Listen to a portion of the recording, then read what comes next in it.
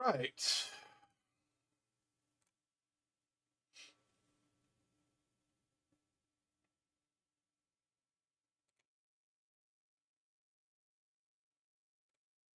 Gonna check stuff off as we make sure my list is current for 2025.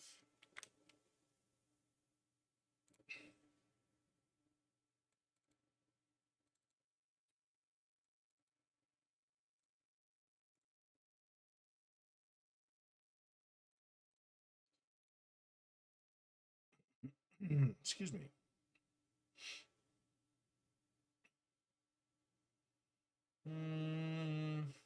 Yep, we are still current. I finished Reveal the Deep last week. I think that was last week I finished it, right? Check really fast. Hang on one sec. Yeah. Yeah, we finished Reveal the Deep last week, so. Steadily getting through these.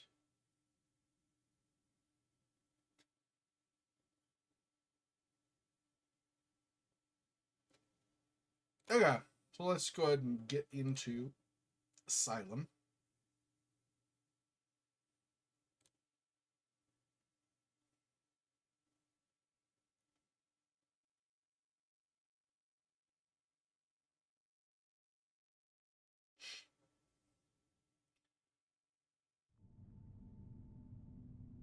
Give it a few seconds. Yeah, there we go. Now it showed up on the stream. Okay, so just as a reminder, last time we route here.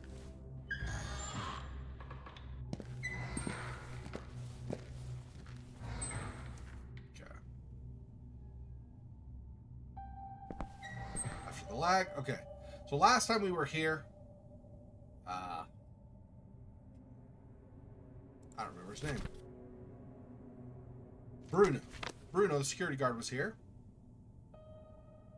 And the one thing we were missing to move on, we had gotten him his key. We took his keys and he took them back from us because I guess we can't use his keys. We're not allowed. But he also we got him his billy club, I think, or whatever, to help protect himself. Anyway, so we got here. He was guarding. There was a prisoner in here who was, I guess, dangerous. So he was here, locked the prisoner in here, but was here waiting to have the prisoner calm down so he could take him back to his cell or his room. But I mean, really, it's a cell if you think about it, for the violent especially.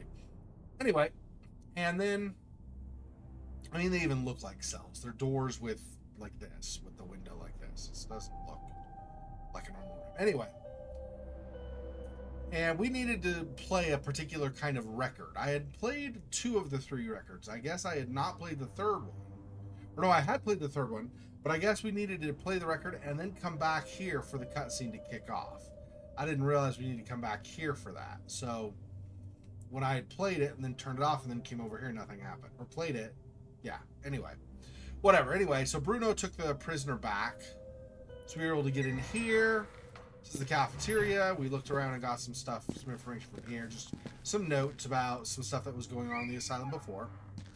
We ended up over here. Oh, and after Bruno took the prisoner back, Julia showed back up at her front desk.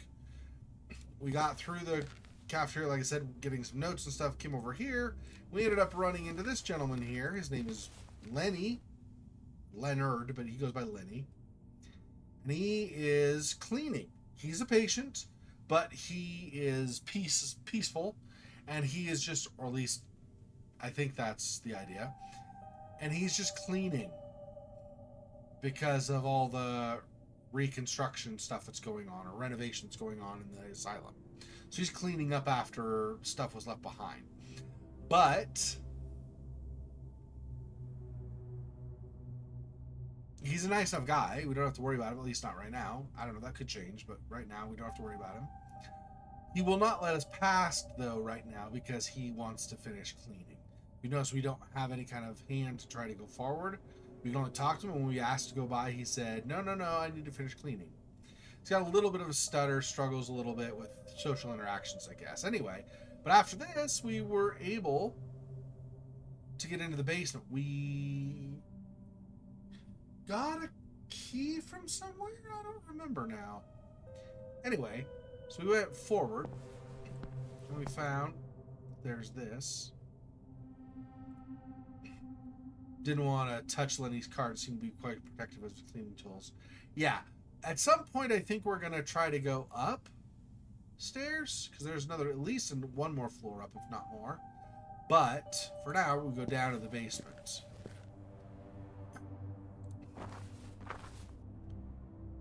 Pick this up and examine it, but I don't really see anything of importance on this. I don't see anything I can interact with, like this little thing on the collar or something, or try to take the head off or whatever, look underneath for a tag, any of that kind of stuff. I don't see anything to interact with on this. So I think this is just, you know, something we can look at and nothing else. These are dried paint cans, etc. Anyway, so we were able, because we had the key, we were able to proceed forward into here. Bunch of dried stuff, or old stuff, like an old paint sprayer.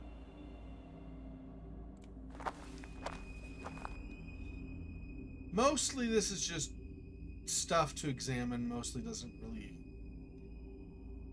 doesn't give us anything.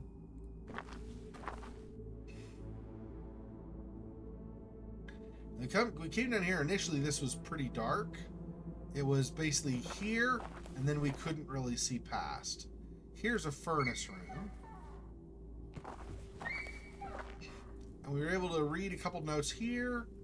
Or no, this is to interact to try to open these doors, but they're chained shut. We interacted, got that article there, and we went over there and found another article as well.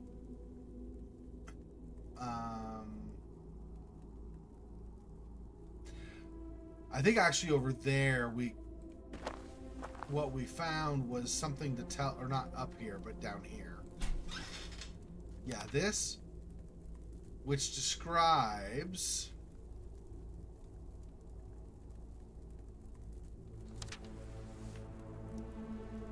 a dangerous patient named Walter, I think. Was that the dangerous one?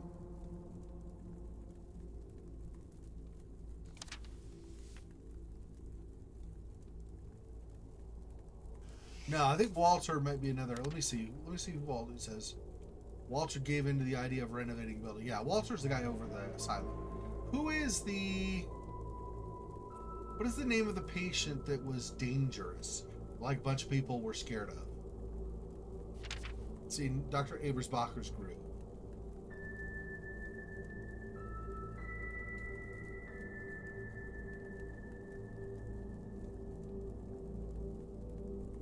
So this is the process of selecting people to go in the group, where they would discuss. I thought we had the name. Maybe not. But I thought we had the name of the patient who was... that had scared people. Maybe not. But there's this that we examined earlier. Oh no, this is where we got it.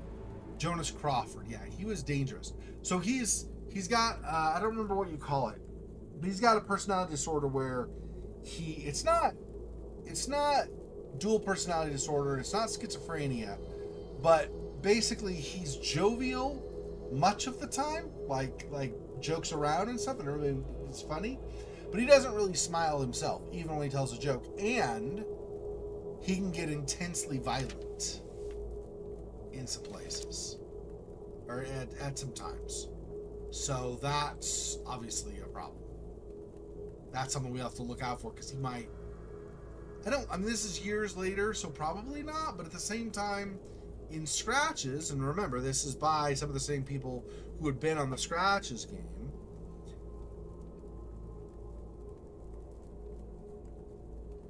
I had thought that Robin was not there anymore, right? That everybody had moved away from the house, and then Robin turned out to be in the basement. So I don't.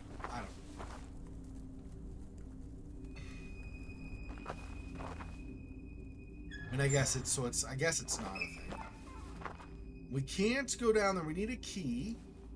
In our inventory, we have that. That's not good enough. So we need to find a key. Now, there's some rooms. This one's locked, right? Yeah. This one we can open, but I can't see anything in here. So there's this. Couldn't make out any of the items on the table. There's so much darkness surrounding me.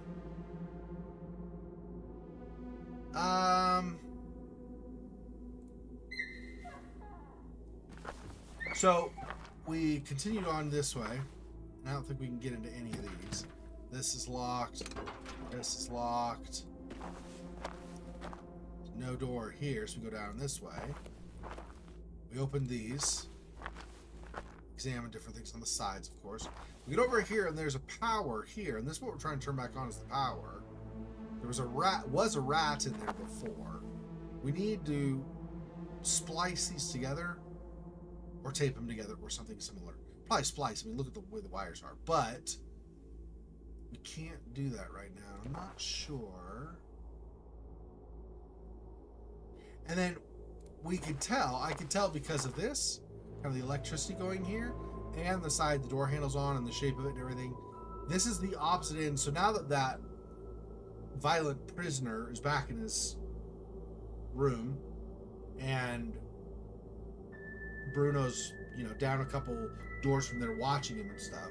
So now that inmate is back, or that patient is back, we were able to go to the end of where Devil's Alley or whatever it's called, that hallway goes. It comes to this door because this door is exactly mirrored on the other side. So I need to. Well, I mean, I don't have to open this door per se. Right now, I can wander around and wander over the other side. I think I'm supposed to open this door though, but I don't know because I can't do anything. I don't have, like I said, I've got, whoops, well, whatever, but I've got the one, like, letter opener, and that's all I have. So I don't know how I'm supposed to.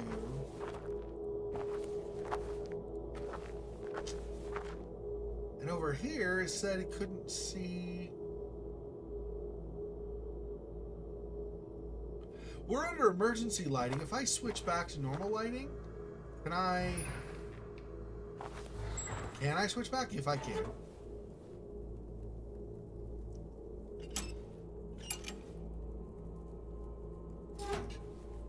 I go back to normal lighting.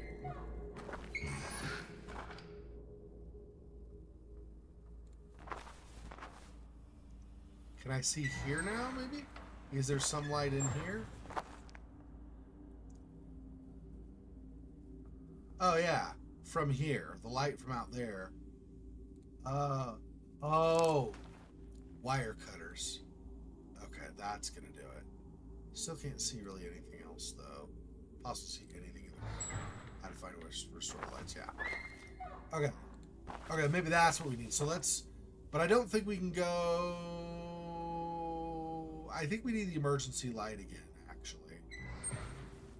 Because I think that... I don't remember now for sure, but I think that room at the end, I think it gets dark at the end if we... That's interesting, though, that with emergency power, the light does not come through.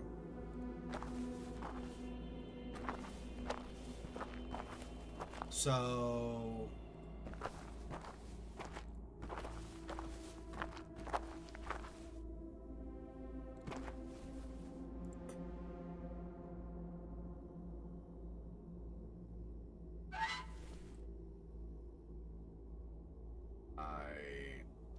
did something. I clicked and it did that weird creak noise.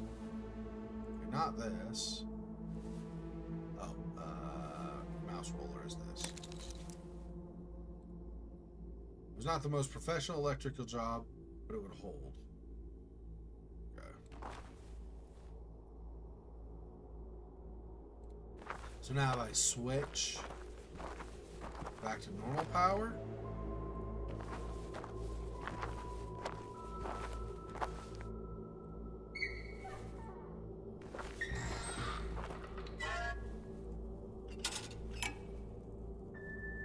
There we go. Is there anything more I can see in here? This is a little bit brighter.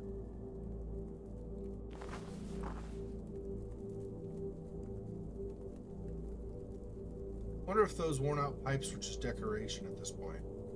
So those are not doing anything.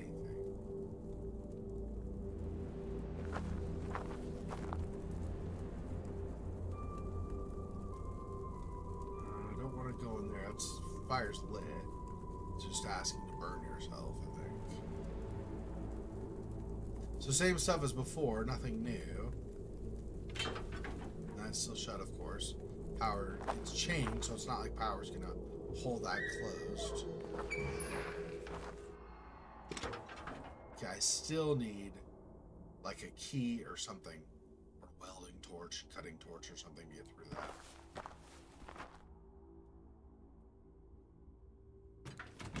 That's still shut. You know, before I go into other rooms, let's just, because I think I'll be able to now. Let me just go open this door to Devil's Alley, or whatever it's called. I mean, if I can.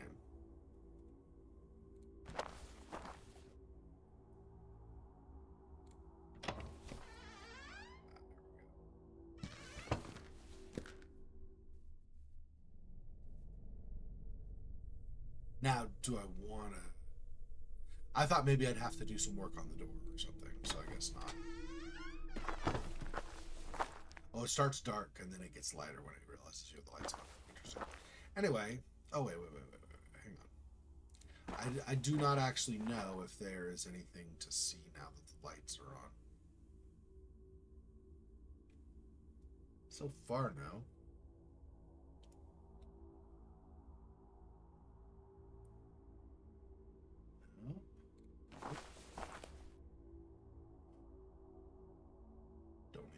Again, I don't think. Maybe later, but probably not.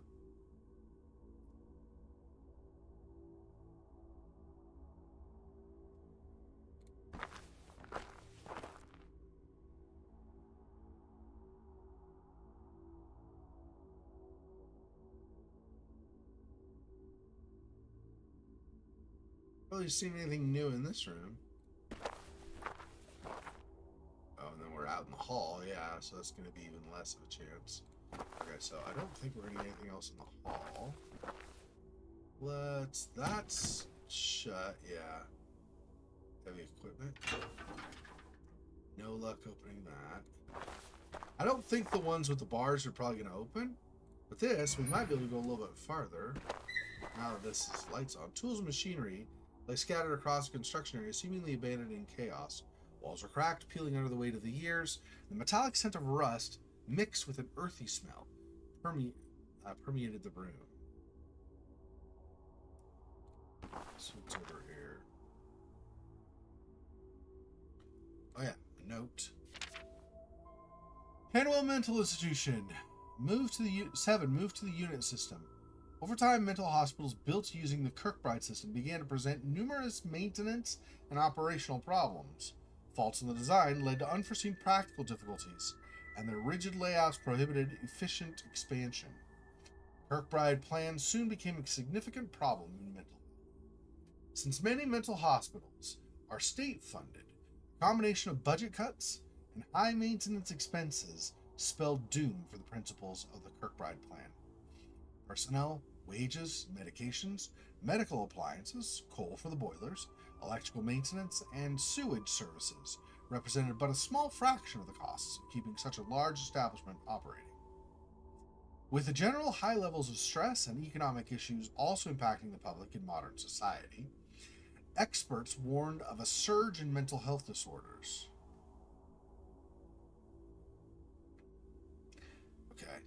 And an increased need for specialized treatment centers. Thus, the demand for mental hospitals kept growing even as institutions adhering to the Kirkbride plan afforded only slow and costly construction. Concern intensified in the field as psychiatrists and medical professionals began to question the theory that architecture played a role in mental health. And so the prestigious Hanwell Mental Institute sought to adapt, as did many other mental hospitals, by undergoing extensive remodeling according to a new design philosophy that came to be known as the unit system. Instead of a single sprawling building, the various departments in such establishments would be separated into smaller, discrete structures. With this new approach, a purely administrative building would have no physical connection to one housing patients. To achieve this ambitious goal, many existing Kirkbride institutions resorted to constructing utilitarian underground tunnels connecting various buildings, since aesthetics were no longer a concern. Oh, is that why we've got the doors with the bars that seem to go down? I guess let's go into the tunnels.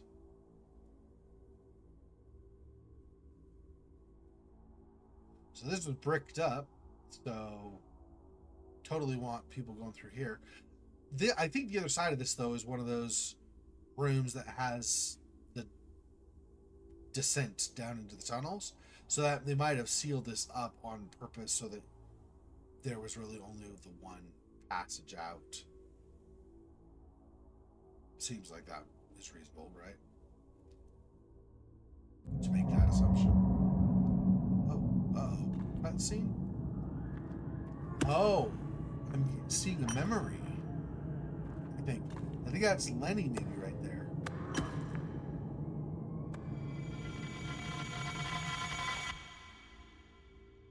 Interesting.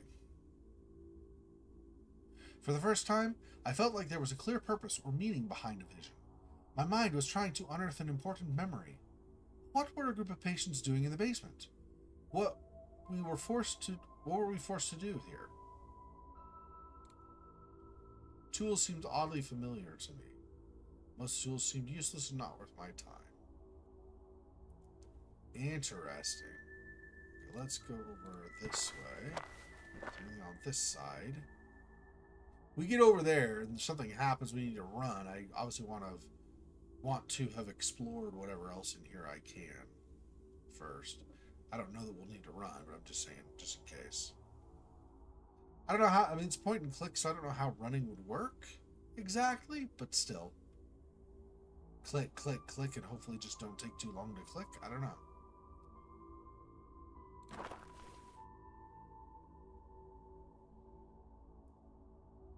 Oh.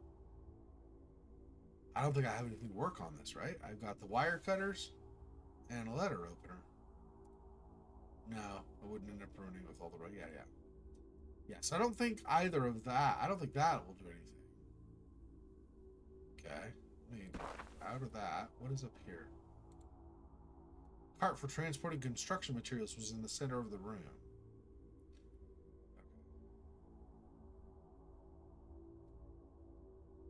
I guess that's it right here. Okay, so over this way. Cart, which had seen better days, was in the center of the construction area.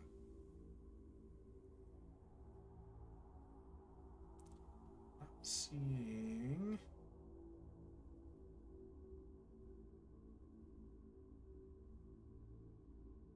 Yeah, I'm not seeing anything else. Over here.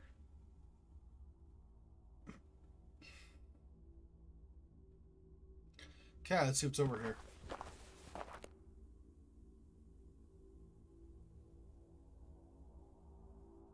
Cannot even look at the tool from that angle. It's fine, but... Just indicating the way things are. Not like you can see it. But anyway. An opening in the construction area was boarded up. Don't have other interactive points, no other hotspots, so assume we're not going to look there. Okay.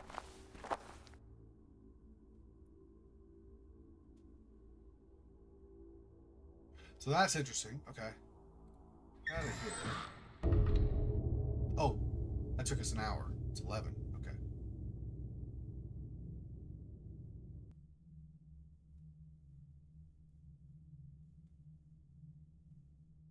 I don't know in those terms, but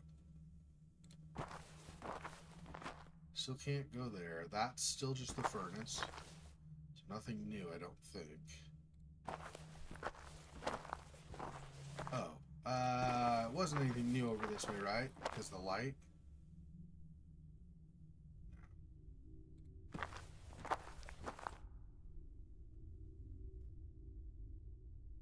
Still the dead cat, still the empty boxes or old boxes, still the clothing that's molding. Yeah, it's all the same. Okay. No change. That's fine. That's that. Alright. I wonder if that means that Lenny has moved on also. It's an hour later. Journal updated? Oh, yeah, his cart's not there. Oh, so I could potentially go upstairs now. We had wanted to get to the, is it called the patient room? Something like that. Over here, there's a map. Let me look really fast and see what it's called.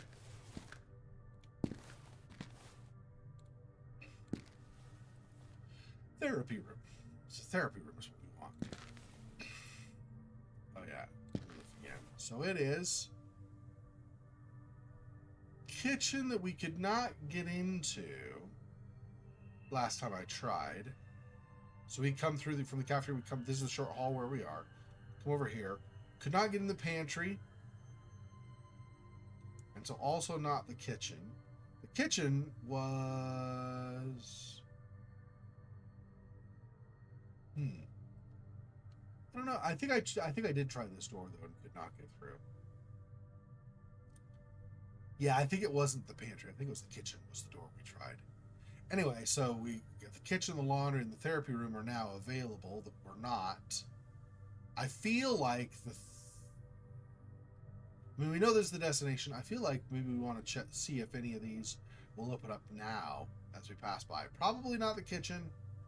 I don't see why Lenny would have unlocked that and then left it unlocked, but we could try. In the laundry room, maybe. We'll see. We weren't able to try the laundry room before because Lenny was there. Lenny was right here, right? So, yeah. Still shut for the kitchen. Laundry room?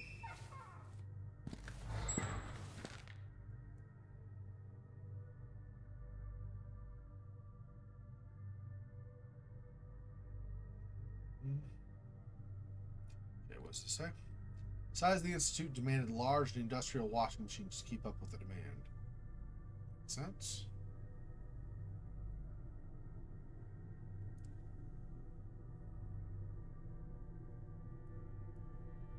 So we are going over that way potentially. Okay, let's do that. Nothing in here.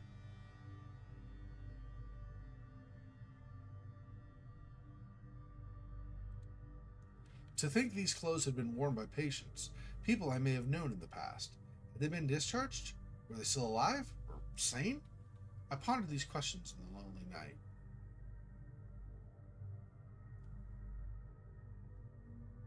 Oh, is that the only thing we have over here is just to do that?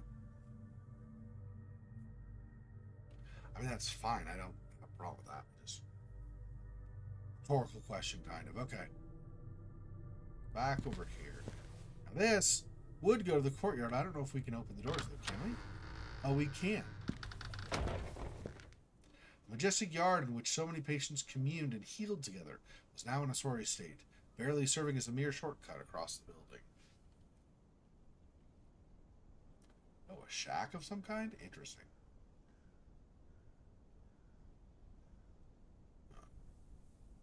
Let's see what's over here.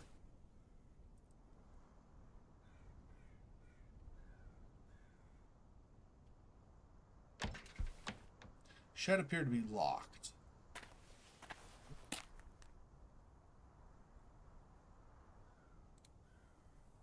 Old rusty door which no longer served its purpose.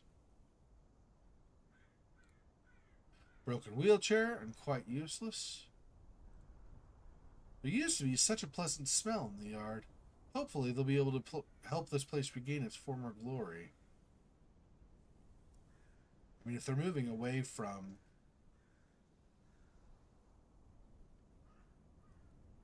what was it called? The existing design, though. Not the Hanwell design. What was it called? Topics, maybe? Remember that? I don't remember. Whatever. Group of doctors forced Group E, and thus me, to work down below in the basement. But why? What were they trying to accomplish? Speak with Lenny. Visit the upper floors.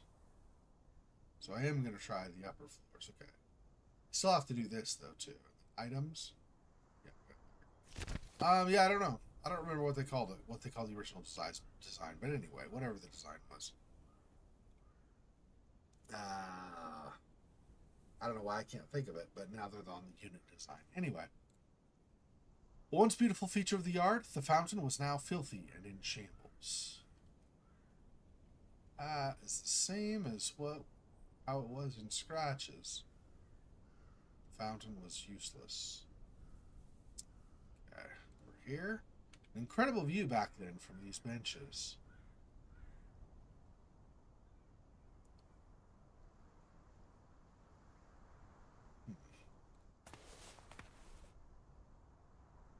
This way and examine anything further here. Yeah, this used to be a nice spot to relax and get some fresh air. Of course, it's still filthy. Obviously, nothing has changed. I could almost hear the sound of the birds fluttering in the early morning.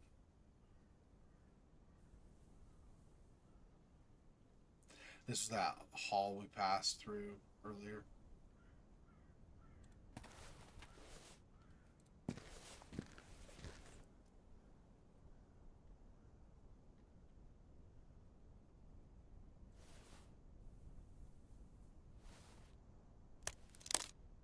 Worn out. Tool fell apart when I used it for the second time.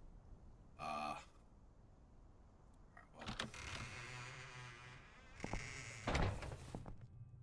Now you can just go straight through. Alright.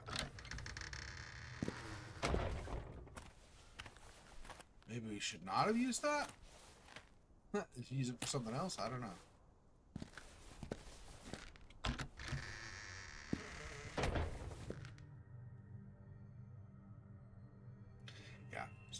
Over there. Okay. The laundry room. This... I don't remember where this goes. What's across from laundry?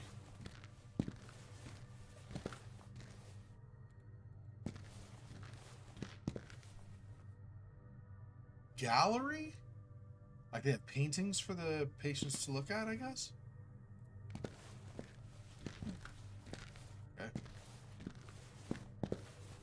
Maybe. Let's not worry about that right now, though.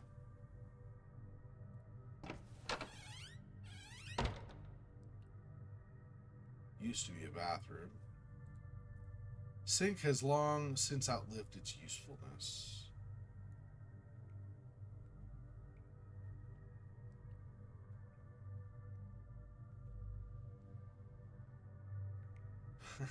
Busted.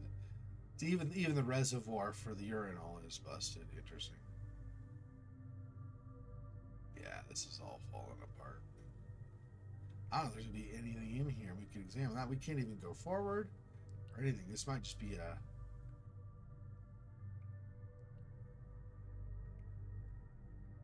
piece of window dressing. Oh no, there's this. Piece of window dressing I was going to say, but maybe not.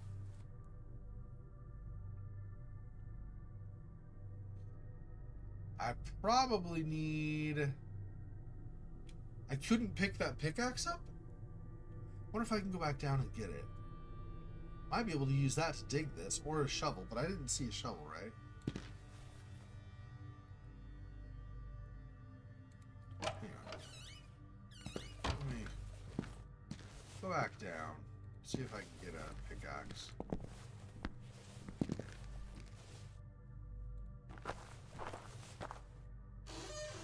probably not be able to. I couldn't in the last hour, but the last hour also was before I even had the ability to go back up, so I don't know if that means anything. Still no? No, still no. Okay. Okay, so that's not gonna help me at all.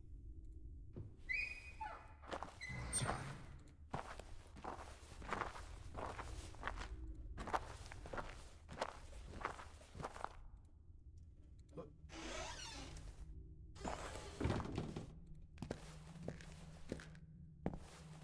I do want to explore the upper floors, of course, but not yet. Okay. There. Back to that was the bathroom. Can't look at this cart at all. Anything here? Food cart must have been made long trips down the halls leads to back in the day. But there's nothing on the food cart, right? Okay. I wouldn't think food, but you know, maybe there's, I don't know, a knife or something. I don't know. We have a letter opener, so probably don't need a knife, actually, to be honest. But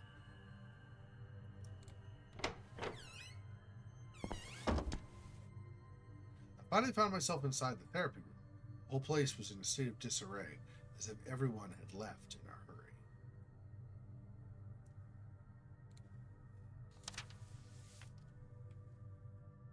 Group therapy responses. Ebersbacher group. E.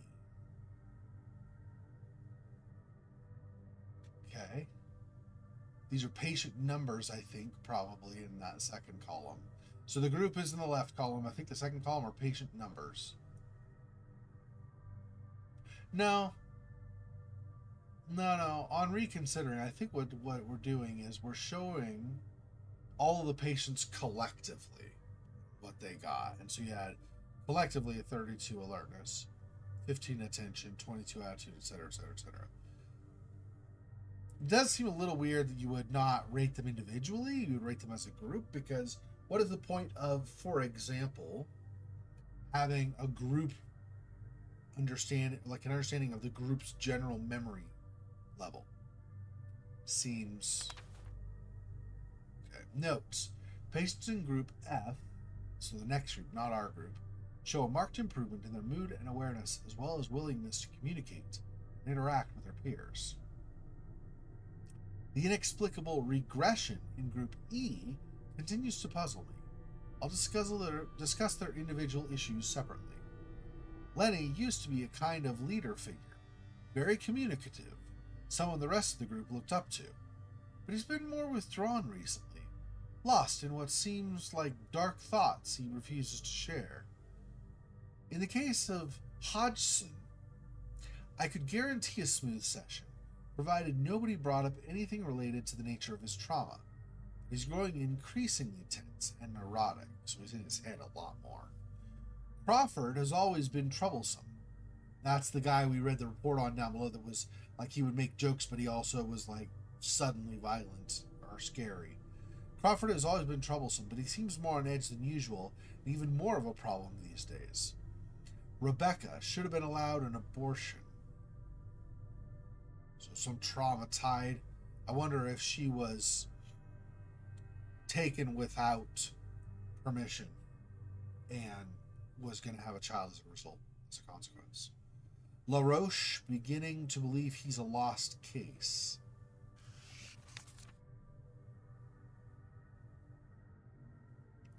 Okay. That's not great news.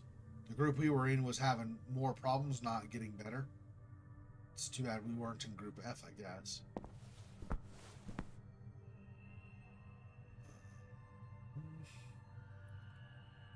Nothing but still darkness outside, which only made me feel more apprehensive.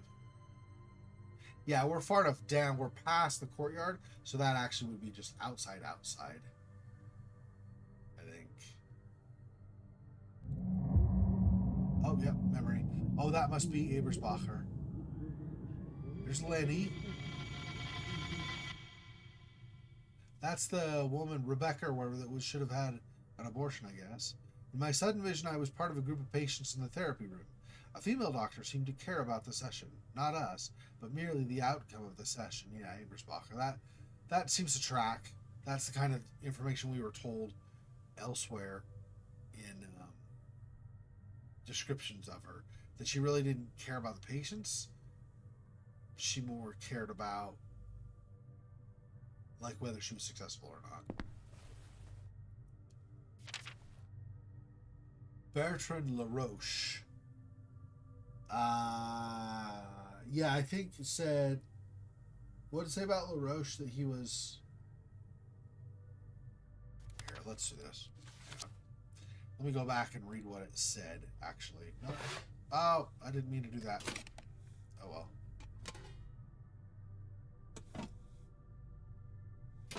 I guess that's fine. We took that. I guess we're playing this. I was going to go back and read what the deal with the LaRoche was, but I guess... Oh, we're not starting it yet. Yeah. Let me reread what they said on LaRoche really fast. Beginning to believe he's a lost cause. Okay. So he was just too far gone in whatever it was, I guess. Now let's read the actual case notes on him first. Okay, age 35, condition moderate. Male wing, first floor. Okay, therapy group E. Profile. Bertrand LaRoche is a curious case. He is a shy, docile patient with a mind seemingly trapped in his innermost recondite thoughts. Coming from a family of French immigrants, having experienced a troubled childhood afflicted by war, LaRoche has always had issues making friends, no doubt in part thanks to his monotone, outlandish manner of speech. His verbal expression often devolves into unintelligible murmurs during otherwise plain and straightforward conversations. Current diagnosis is that this is assumed to be a schizophrenic behavior. That being said, once someone earns his trust, LaRoche can become a capable and pleasant conversationalist.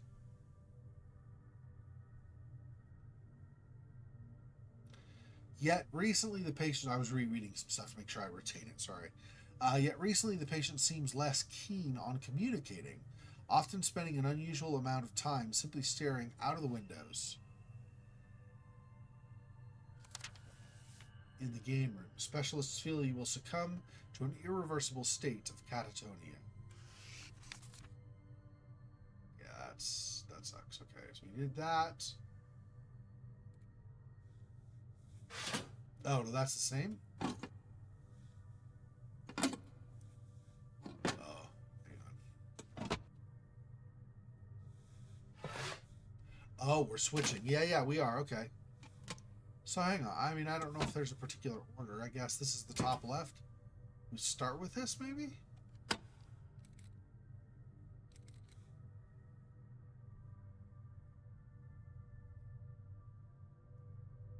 I don't know. These are all out of order, possibly.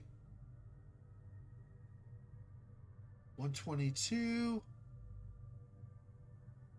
I don't even know. Let's just watch them. We can piece together what the proper order probably is later, I guess. I mean, assuming we can watch them. You are not in good shape, Bertrand. You know it will only get worse. You must talk. I hate you. I hate this place. You're all bad with me and my friends. You'll come to understand, Bertrand, eventually. But we must deal with this. You have a chance to end it right here, right now. I don't believe you. You have been lying to me all this time. That's not true. And if you tell me what you saw, it will all be over. It's that simple. I can't remember. It's too fuzzy and dark. Come on, Bertrand. Try harder. No. I'm scared. Come on. Tell me what you saw. No. It will come for me. It knows. It knows. Calm down or I'll have to call the guards. It's inside me. What? What is inside you?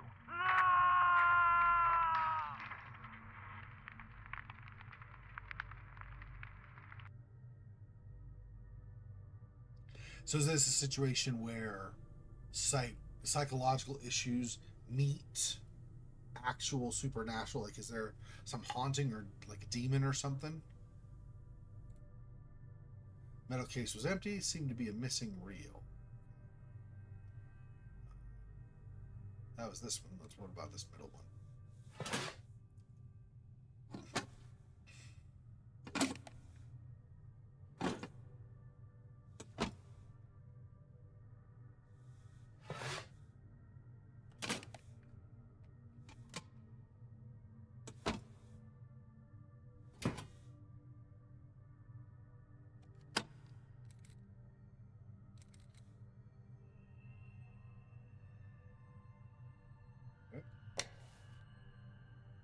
Bertrand, are you feeling all right? Talk to me. Don't make me lose my patience. I don't have all day. Is this all Bertrand? Leave All of me it? alone. I understand you must feel angry, but we're doing this for your well-being. You are lying. It hurts. I can't sleep.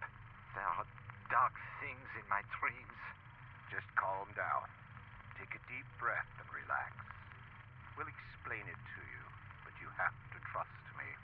I don't know. I am so tired. I can't think anymore. What about your fear? Think about your last session. Do you remember now? There's only darkness, and it moves there. It's been waiting, and now it knows we're here.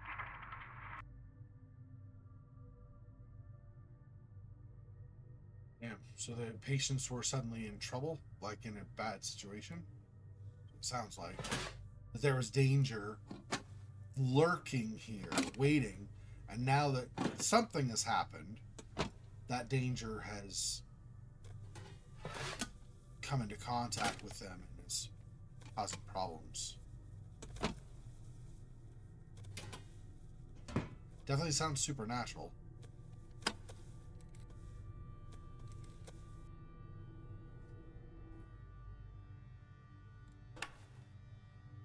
Are you feeling better today? More or less, I think. Are you getting along better with work? No. I don't like the tunnels. It's suffocating in them. I'm sure you'll get accustomed in time. No, it's not fair. I shouldn't be doing this. What makes you say that? Because it doesn't feel right. Being there. I don't think that is what I was brought here for. But you are helping. You should feel proud of yourself. Are you in doubt because of something else? Are you scared, for instance? Yes, I am. I don't want to go into the dark place again. They said it was going to be all right, but I could feel the monster coming for me. Monster? What monster? Stop playing, okay. Okay, and then the one we had initially had on the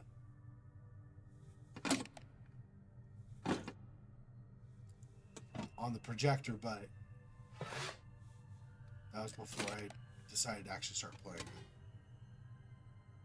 This should be the last one we got for now, because that top one is missing a reel, wherever that reel is supposed to be.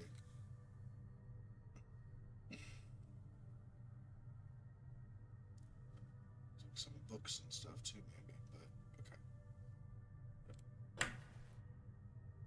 How are you feeling today? Tired. I want to sleep. I'm sorry to hear that. How was your day? It was fine, I guess. We played some games in the afternoon. They are always the same, but I still like them. But the others aren't so happy. It's understandable. We'll try to get you some new games. Has anything of importance occurred to you lately? A new woman arrived today with a big belly. She is pretty. I like her. Rebecca, But yeah. she was hysterical and punched Nurse Marion on the face. I know, and we're dealing with that. But I was referring if anything has happened to you lately. I don't know. I am so tired. Why are you tired? Tell me. We're here to help. It's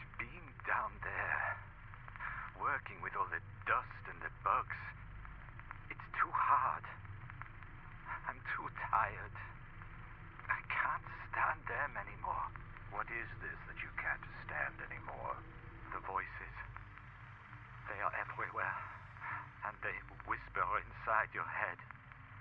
They are evil.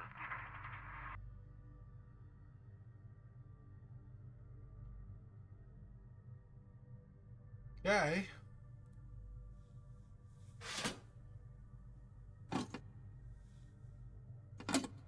Yeah, this down below from this angle. There's a book down there, but I guess we can't actually look at that. Can't see it from this angle. Okay, let's see if there's anything else on the projector. I don't think so. I wouldn't imagine that there would be. All right. Back out from there.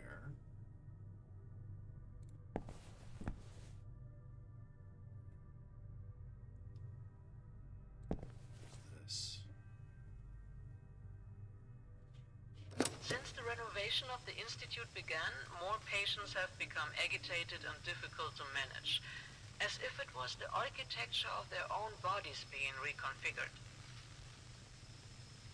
The construction work has disturbed their existence in a way I couldn't predict.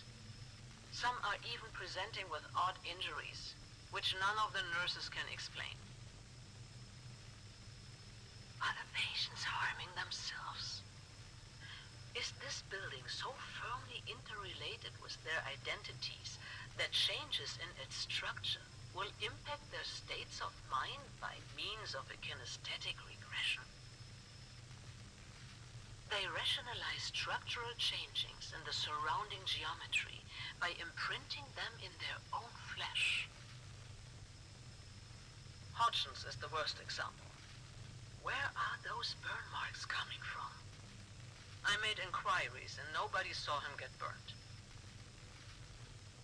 Perhaps he was allowed to assist in the kitchen and he refuses to discuss the burnings. And knowing how much the subject terrifies him, I did not press him further. But the scars are disturbing other patients in Group E. They believe his scorched skin is some kind of heavenly punishment or stigmata. And they're all going to suffer the same fate. This is ridiculous and degrading. They were my best group, my most remarkable achievement. Yet no one gives a damn. I swallowed my pride and consulted directly with Alice. But the pompous asshole suggested it was my inexperience at fault, my responsibility to ensure the safety of patients. So what the hell are you supposed to do then? Instead of hiding in your office, do something about your staff. And when the moron isn't jerking off at his desk, he supervises the construction work.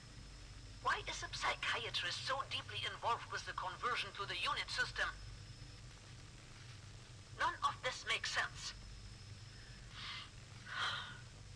I hate myself for losing my mind.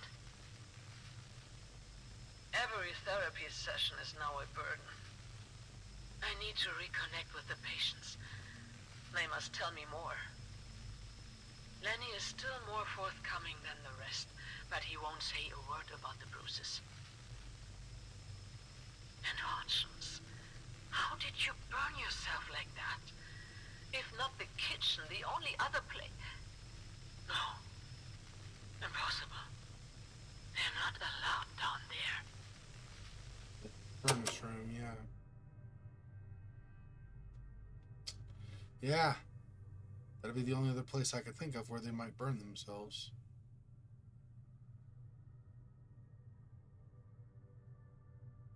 Guess that's it, yeah.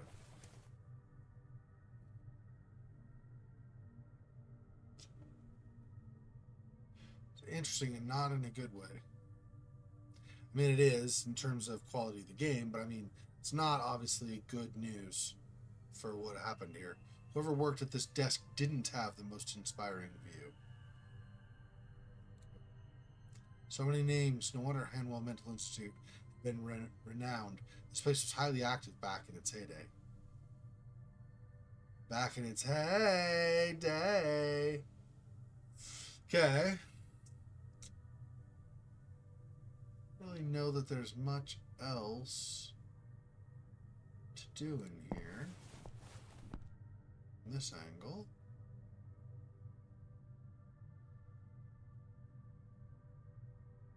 There's not really anything here either. Okay.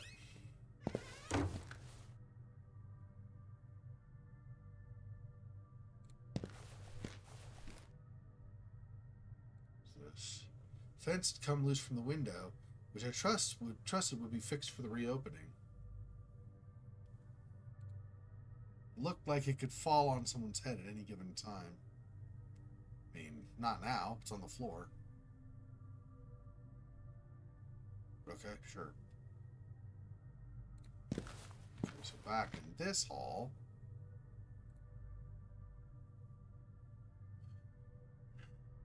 So this would enter the game room. Library, potentially. Let's see. The game room? Can't. Game room used to burst with activity in its heyday. It was a fine accomplishment of the Institute that patients could coexist peacefully playing games together. Now, the room was in shambles. Sofa might have been comfortable once, but present sitting here was out of the question. It's out of the question. This is the alarm. Oh, hitting the alarm. Red crayon was in better shape than the others, so I took it with me. Okay. It reminded me of my childhood. Just an old toy.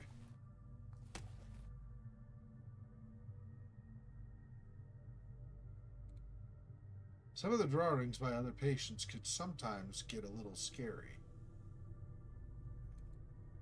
I mean, if they are drawing what they see and what they see is frightening, that makes sense. Definitely. Yeah, people who have mental struggles, I really worry. My heart goes out to them. Because there's so much they're confronting in their head, right? And they don't know what's real. A lot of times, at least, depending on the condition, but a lot of times they don't know what's real.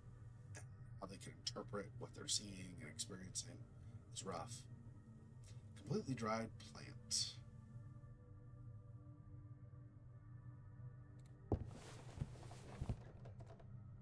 Chair's been positioned as if to look at some enchanting view outside the window, but it's currently dark and ominous outside. Not going to get a look at the window, I assume. Yeah, no. Okay, before we leave the room, let's Dick, Ballard, Legoin, Vonnegut, a fine selection indeed. Legoun. Legoun is, I think, how you normally say it, but Legoin, it would be the French pronunciation.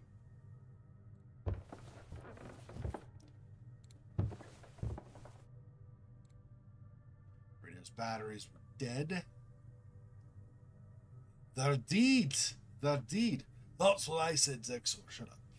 Scotsman making an appearance suddenly. Why? After all these years? That's what I thought. Nothing to say, huh? Okay. Back in the days, it was nice to sit in this cozy sofa by the fireplace. I believe this was the table patients chose for playing games when it was cold because it's privileged position near the fireplace, which was a nice way to get the room warm back then. Staff needed to keep a close eye on the more unruly patients. Yeah, they could start a fire or hurt themselves. Yeah. I remember the warm glow of the sun coming through this window. Simple but invigorating trait of the game room, which had contributed to my healing.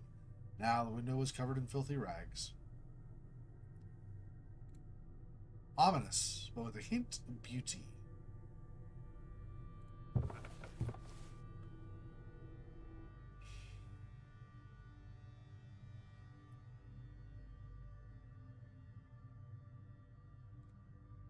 I had no idea what that was.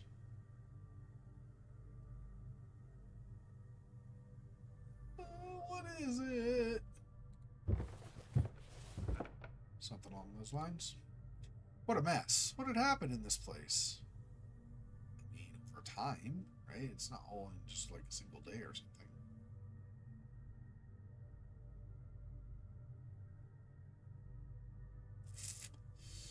Yeah, I guess there's nothing else.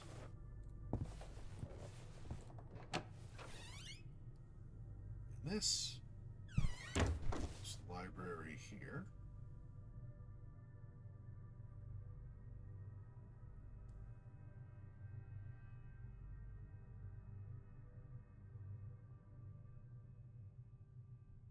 somewhat dead end. It's mostly just the shelf here with. Let me just so make sure you do both of the entrances. I assume this other one's the library also. Yeah, it's gotta be. It's gotta be the library also, right?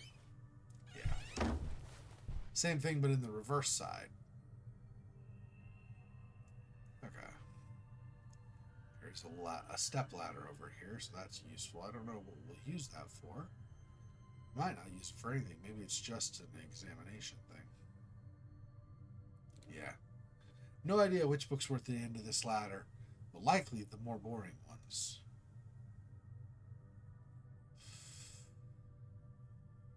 Okay, judge you much about what people write?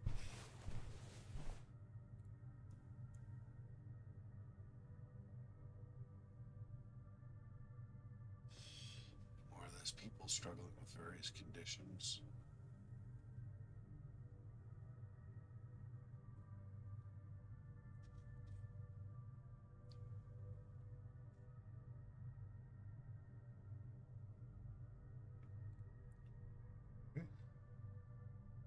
Another fireplace here. Not that we're examining that, though. Miscellanea.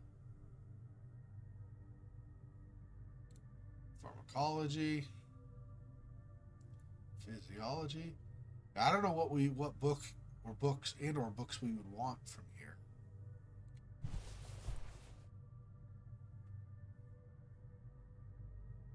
I guess we'd go aisle by aisle and see if there's anything that catches our attention. Window is covered in some kind of mold. We were going to spend a long time cleaning up this place. There is something here. Books were numbered in a strange way. It all seemed disarranged, lacking any kind of system. What's this? While my storied career as a general surgeon has cemented my prestigious position in the field, act widely acknowledged by kindred professionals who have effusively praised my work, my true passion has always been the secrets of the mind. It was during the extirpation of a challenging meningioma that I first confused this zeal with a desire to specialize as a neurosurgeon. Yet, it dawned on me that, quite to the contrary, I was growing tired of the physical aspects of the brain altogether. It was rather the nature of its inner workings that fascinated me. In time, a new path led me to research topics related to psychology and psychiatry, particularly the peculiar interplay between those two disciplines. Mental health disorders stood out as a prime suspect of interest. Losing control of yourself is a terrible thing, perhaps the worst thing that can happen to a human being. The inability to discern what is real, what is not, the impossibility of determining what the incontrovertible truth is because your senses are crippled, horrified me to no end. I made it my new purpose in life to delve deeper into this captivating yet disquieting discipline. I would make use of the plentiful wealth, resources I had amassed over the years to fulfill this developing personal ambition. I chose a convenient location to construct what I christened Hanwell Mental Institute as a testament to my life achievements. Enthralled by the elegant, pleasant, and even transcendent design invented by Thomas S. Kirkbride, that's right, it's called the Kirkbride design, I made sure the spot atop a peaceful cliff surrounded by distant mountains and the pristine allure of the ocean was suitable for the healing properties of his proposed plan. It was a strict requirement of my project that the proposed plot of land be untarnished by the presence of people. Only the elemental quality of perpetual woods would complement such majestic architecture. Thanks to the help of powerful contacts I gained through long-standing relationships with the finest professionals in the world of medicine, Hanwell Mental Institution soon became a beacon of inspiration and promise for the treatment of mental health problems. Its purpose is to house the largest number of patients in any building of its kind to date. Contrary to certain delineations made by Kirkbride, I hold that a thriving community is key for mentally ill people to succeed in their hopes of being reintegrated into society. This is my realm. Here, We shall make an effort to eradicate the ailments of the human mind. Nice, okay. Glad I started going in aisle by aisle. Not that I necessarily will find tons of things overall, but some of these are kind of cool. So we found those were numbered like out of order, like they were disarranged. Someone, a patient, a child, seems to have scribbled something on the cover of this book.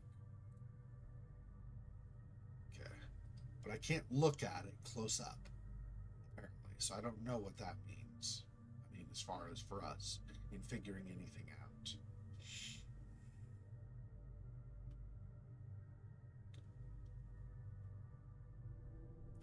Okay, that's that side. Is there anything over here? Yeah. Yes.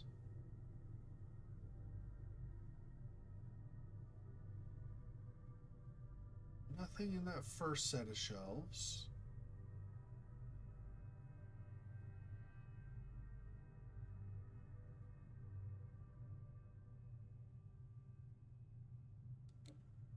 Another collection of books unrelated to my search.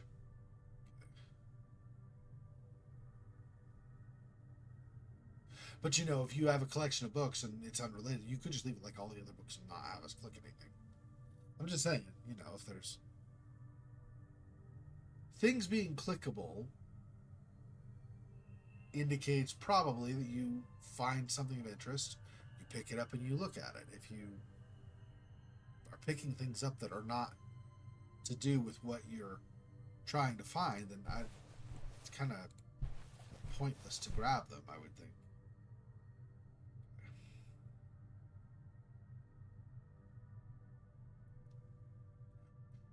Again, some of these shelves, just like when we first came through the door there and the door over here, some of these shelves I'm expecting to find absolutely nothing on. But we do have, apparently, given what was over there, for instance, some degree of information that might be useful. And I didn't look to see what the general topic of these books are or is before coming over here to look at these. So I'm very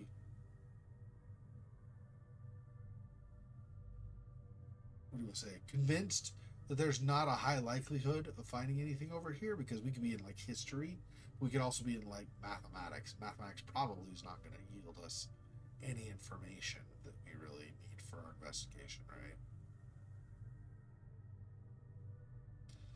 Nothing there.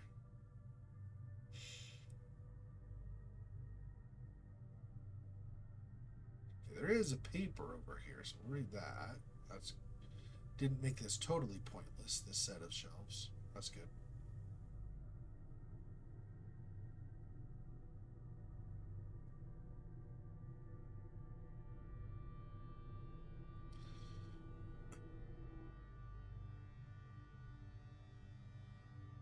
So the rest of this section. No, okay. What does this say? Some days ago, I casually read a newspaper article about Dr. Walter Hanwell, a general surgeon with extensive knowledge of mental illness, who recently founded his own hospital for the insane. In his impassioned words, I could sense a sincere concern about the consequences of mental disorders. In that same article, Hanwell's notable technological advancements in his field, a discipline in which antiquated practices are often ingrained, elicited a feeling of excitement that I hadn't experienced in a long time. The fine trajectory of this kindred spirit compelled me to write him a letter, disenchanted as I was about ongoing problems in my local medical center, which I concluded was managed by close-minded individuals. Dr. Hanwell responded sooner than I expected. We exchanged various experiences from our respective fields of expertise. In an engaging debate that I fondly remember as a deciding factor that would dictate the rest of my career, we agreed that increasing reports of developing mental abnormalities were a consequence of a degenerate society, that minds operating outside the boundaries of morality would inevitably deteriorate until no shade of humanity was left. Sounds like today. There was a mutual agreement that the fabric of our culture, our breed, was eroding. As admired professionals, we have an obligation to guide our peers into the blistering light of cognizance. We see and perceive what others don't. Not taking action would be a shameful disgrace to our human condition. We continued talking about how a mental hospital should be managed under the strictest of conditions, and how a symbol of solemn authority was of the utmost importance for ensuring smooth operations. Suffice it to say, I became enchanted with Walter Hanwell's grand vision, his endless quest to correct the course of society, beginning with those who had lost their way in the most profound and visceral sense, the decay of their own minds. Okay. Nothing else on that particular shelf, so... or set of shelves, I should say. Put them.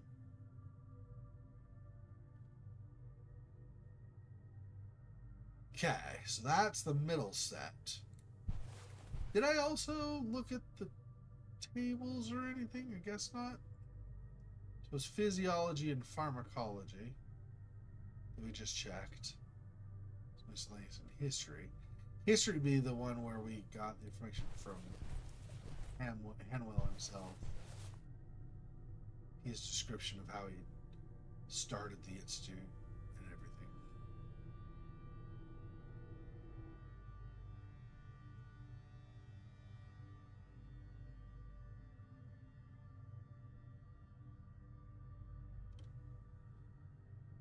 Okay.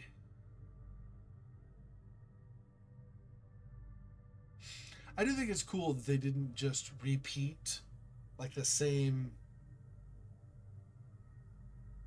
texture, the same skin over and over and over again. The books all look different, right? Like these are definitely one doesn't look the same as the others. I don't know that they're all unique, but they at least, if they're not, they at least mix it up enough that you really don't notice. Unless you're looking for that kind of thing, I suppose, then maybe you notice. I haven't noticed, though. I've noticed that it seems like they're all different, at least. Castle of the Forest. Looked like some fairy tale. Okay. Maybe it's just the name, though. But I guess if he says it looked like, then maybe he saw cover art or something, and so from there.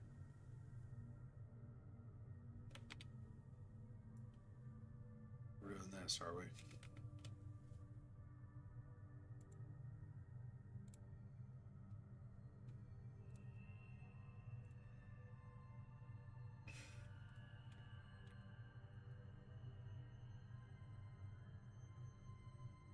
I don't know if I have that on my list or not. I might need to add that to getting blocked.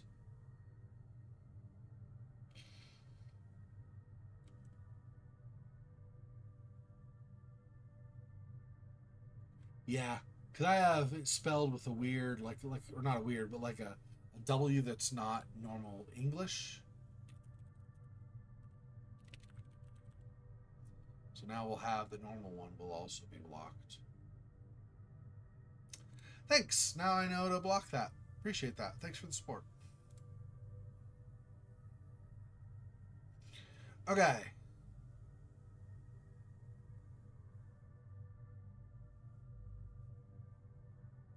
I don't expect anything in this last section.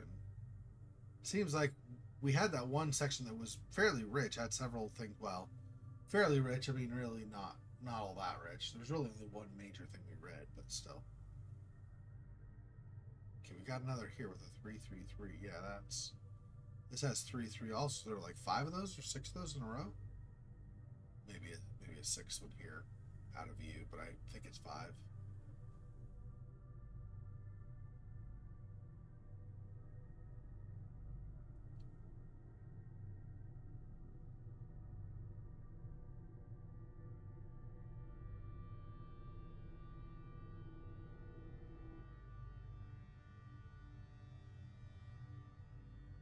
Says just another random collection of books. I mean, he says that. I don't know if it's as random as he thinks it is, our guy. That's okay. It's not the end of the world. Just, something that at least we do not recognize as being important or tied to our investigation. So.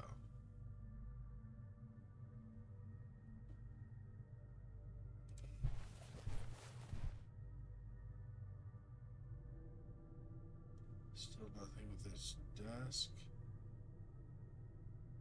That's you say pathology, right? Yeah. We're not looking at the ladder. Neurology. Okay. A lot of these books in here. And it makes sense. It's a library. And it's not overly huge. Because it is just for an asylum, right? So it doesn't have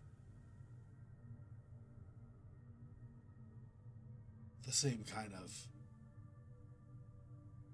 quantity of books that you would have in a large city or something, like a city library. Like if you were looking in New York or something, this is obviously not even remotely close to the same size. Volumes were stained and quite old. Few of them would probably crumble upon the slightest touch.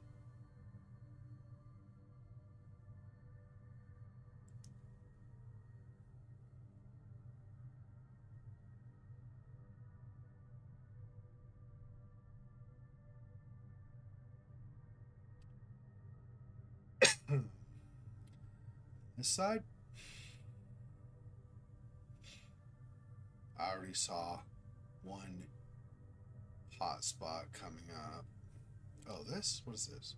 An old unpublished manual. I can't talk. About some... What did it say? I don't know. Whatever, about something. I was not reading well. Stereotactic transorbital brain biopsy equipment. Draft of instructions. Warning, this equipment is still undergoing extensive tests. Any use of this machine on a living person must be supervised by a qualified professional. The Schraube is a novel device capable of extracting a brain tissue sample without performing a craniotomy. It makes use of the empty space around a patient's orbital to reach areas, orbitals, the eye socket, to reach areas of the brain without damaging the eye or causing long-term facial paralysis.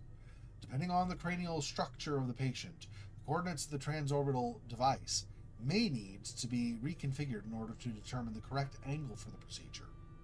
The subject's height is not factored into the coordinates calculation, since the head should always be fixed in the proper position. Ensure that the subject's body lies comfortably on the bed, which can be extended for this purpose.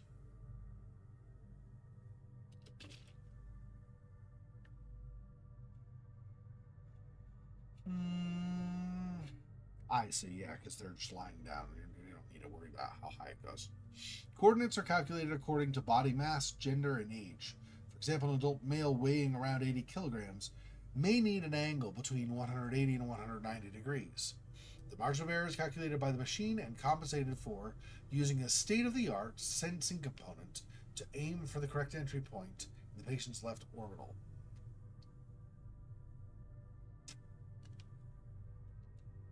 It's interesting, the state of the art, having a bunch of hyphens, did not get broken up. Just wrapped entirely, but whatever. Anyway. So the left orbital. The needle may retract and move forward a number of times during this process, which is normal. Hey, Scylla, well, welcome. Note the device always aims for the left orbital by default, while recalibrating for the right orbital is possible. This makes no practical difference for the procedure. Before starting the procedure, be sure there's a professional validating the data provided by the control panel and an assistant positioned close to the patient in case of a reflex action during the procedure that could lead to irreversible damage to the patient's eye. Properly securing the harness should minimize this possibility. For a successful procedure, follow the steps below.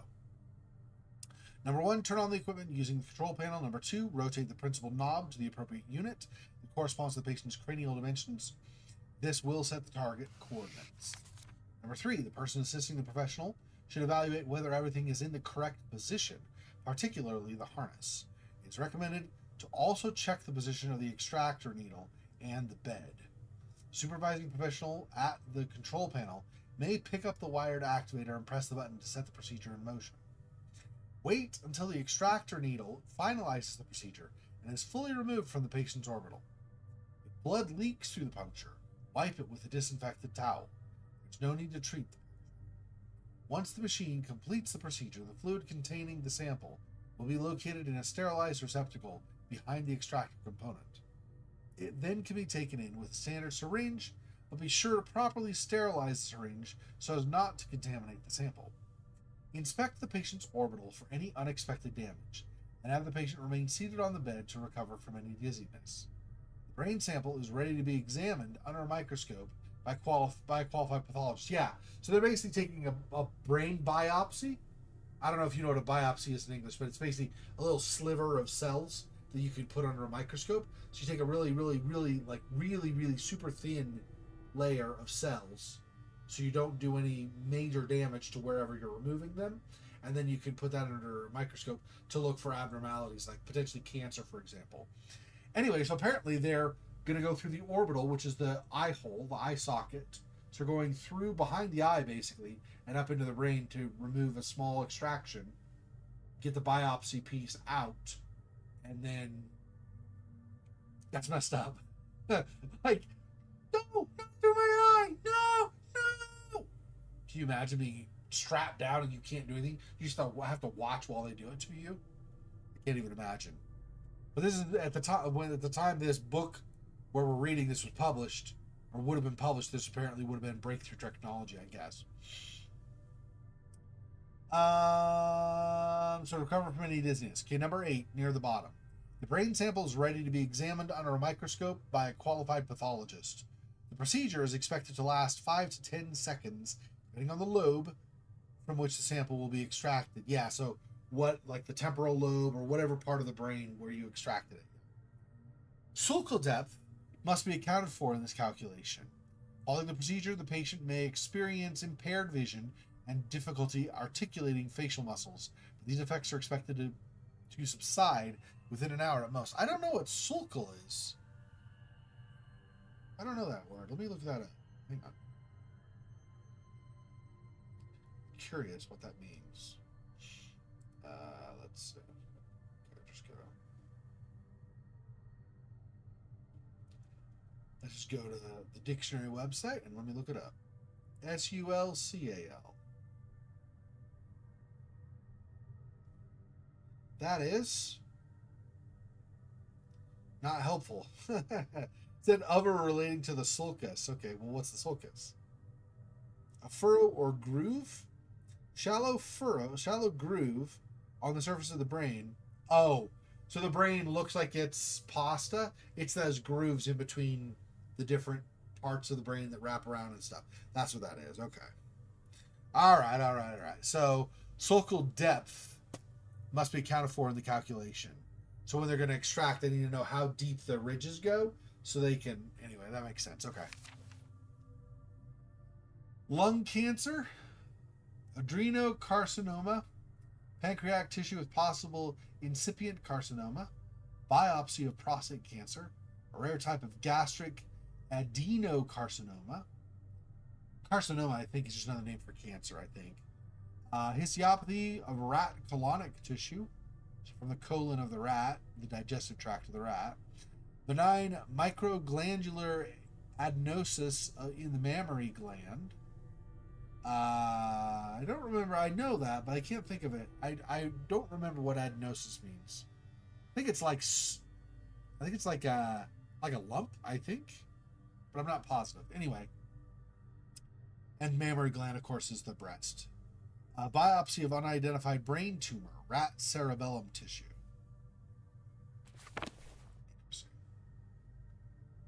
Okay. So that, they probably would not have gone into all that detail, most likely, unless that were going to come into play at some point in the game.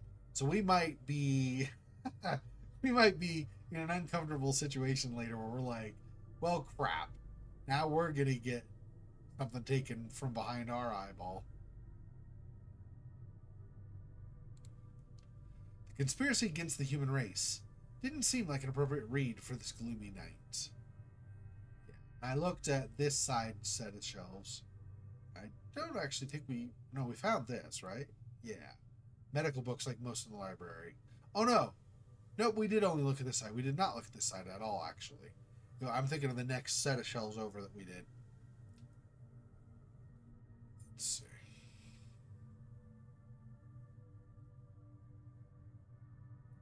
So we have that one that we just saw.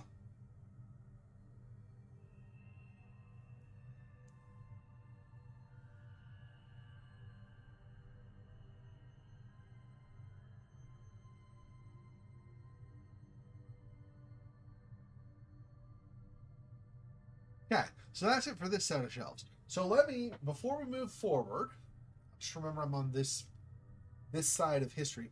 Let me briefly catch you up on where we are with things. Okay, so hang on. Go through some other rooms. Okay. All the way down the hall this way. I'm going the long way around because, number one, I don't know if we can get through where we were. And number two, I want to kind of briefly summarize where we've been. Okay, so I don't know if you saw me play this at all on Halloween. But basically, we... Okay, at the very beginning of the game... And yes, I know, it sounds like it's not going to be a short summary. I'll try to keep it pretty short, but I mean, it shouldn't be especially long. So when we first started the game, we drove up here because we'd been in this institute before, and we've been having dreams. We're trying to find answers to our dreams. This is Julia. We talked to her. She said, don't go upstairs, but otherwise you can look around the institute here where it's under construction. Okay, down here are some things. There's like an archive room here and stuff with a record player that'll come into play in a little bit. And over here in the far room there is a set of a bunch of medical books. There's like an office with a bunch of medical books, and that came into play as well. But anyway, over here are the doctor's offices. Some of these are locked and some are not.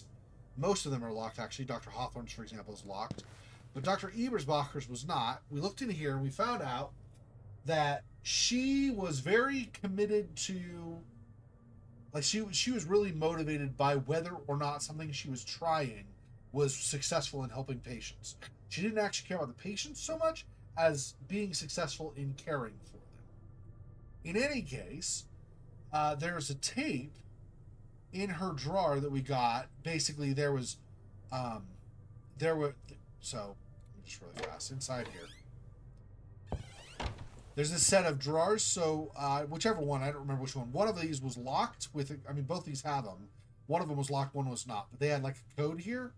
So that medical book I had mentioned earlier, we went in the medical book and looked up a particular chapter and, or a particular book and a particular chapter. We grabbed that, and in there we could find a page number. That's the code matching this. Anyway, so we got a cassette tape from here. There's a tape player in her desk, so we played that, and we're able to find out, basically, that she started feeling like other doctors were kind of interfering with her processes, questioning her, and trying to get her to do, or refusing to do certain things she asked them to, and so on. So there was some tension among the staff. Okay, we came out from there... down over there is a janitor's closet. That's actually where we found the reference to the book where we would look for the code for here. After we came out of there, or after we played the cassette tape, we started at, I think we started at 8 o'clock, and it went to 9 o'clock. There was like a brief screen telling us it was 9 o'clock. Okay? At that point, what had happened was, one of the only... Most of the patients that they have here currently, because the place is under construction, so only some of the rooms have, patients in them. One of the only patients who could be considered more violent had escaped. So a security guard named Bruno had come and locked him in the cafeteria and was waiting outside the door for him, okay? And Julia had disappeared temporarily. So I looked over at Julia's desk. I don't remember if I found much, if anything, there, really. Just typical, like, she's a receptionist, so has receptionist things there. We have been upstairs. You cannot go to either of the two. So it goes basically up to, here, let me really briefly, just from down below, I'll kind of just point and explain. Whoops, come on. Go forward. Go forward. Okay, so you go up the stairs. There's this, and then comes up to this kind of walkway. Over here, this just looks out a window. There's nothing over here, and both of these doors here and here are locked. So we cannot yet get anything from going up there.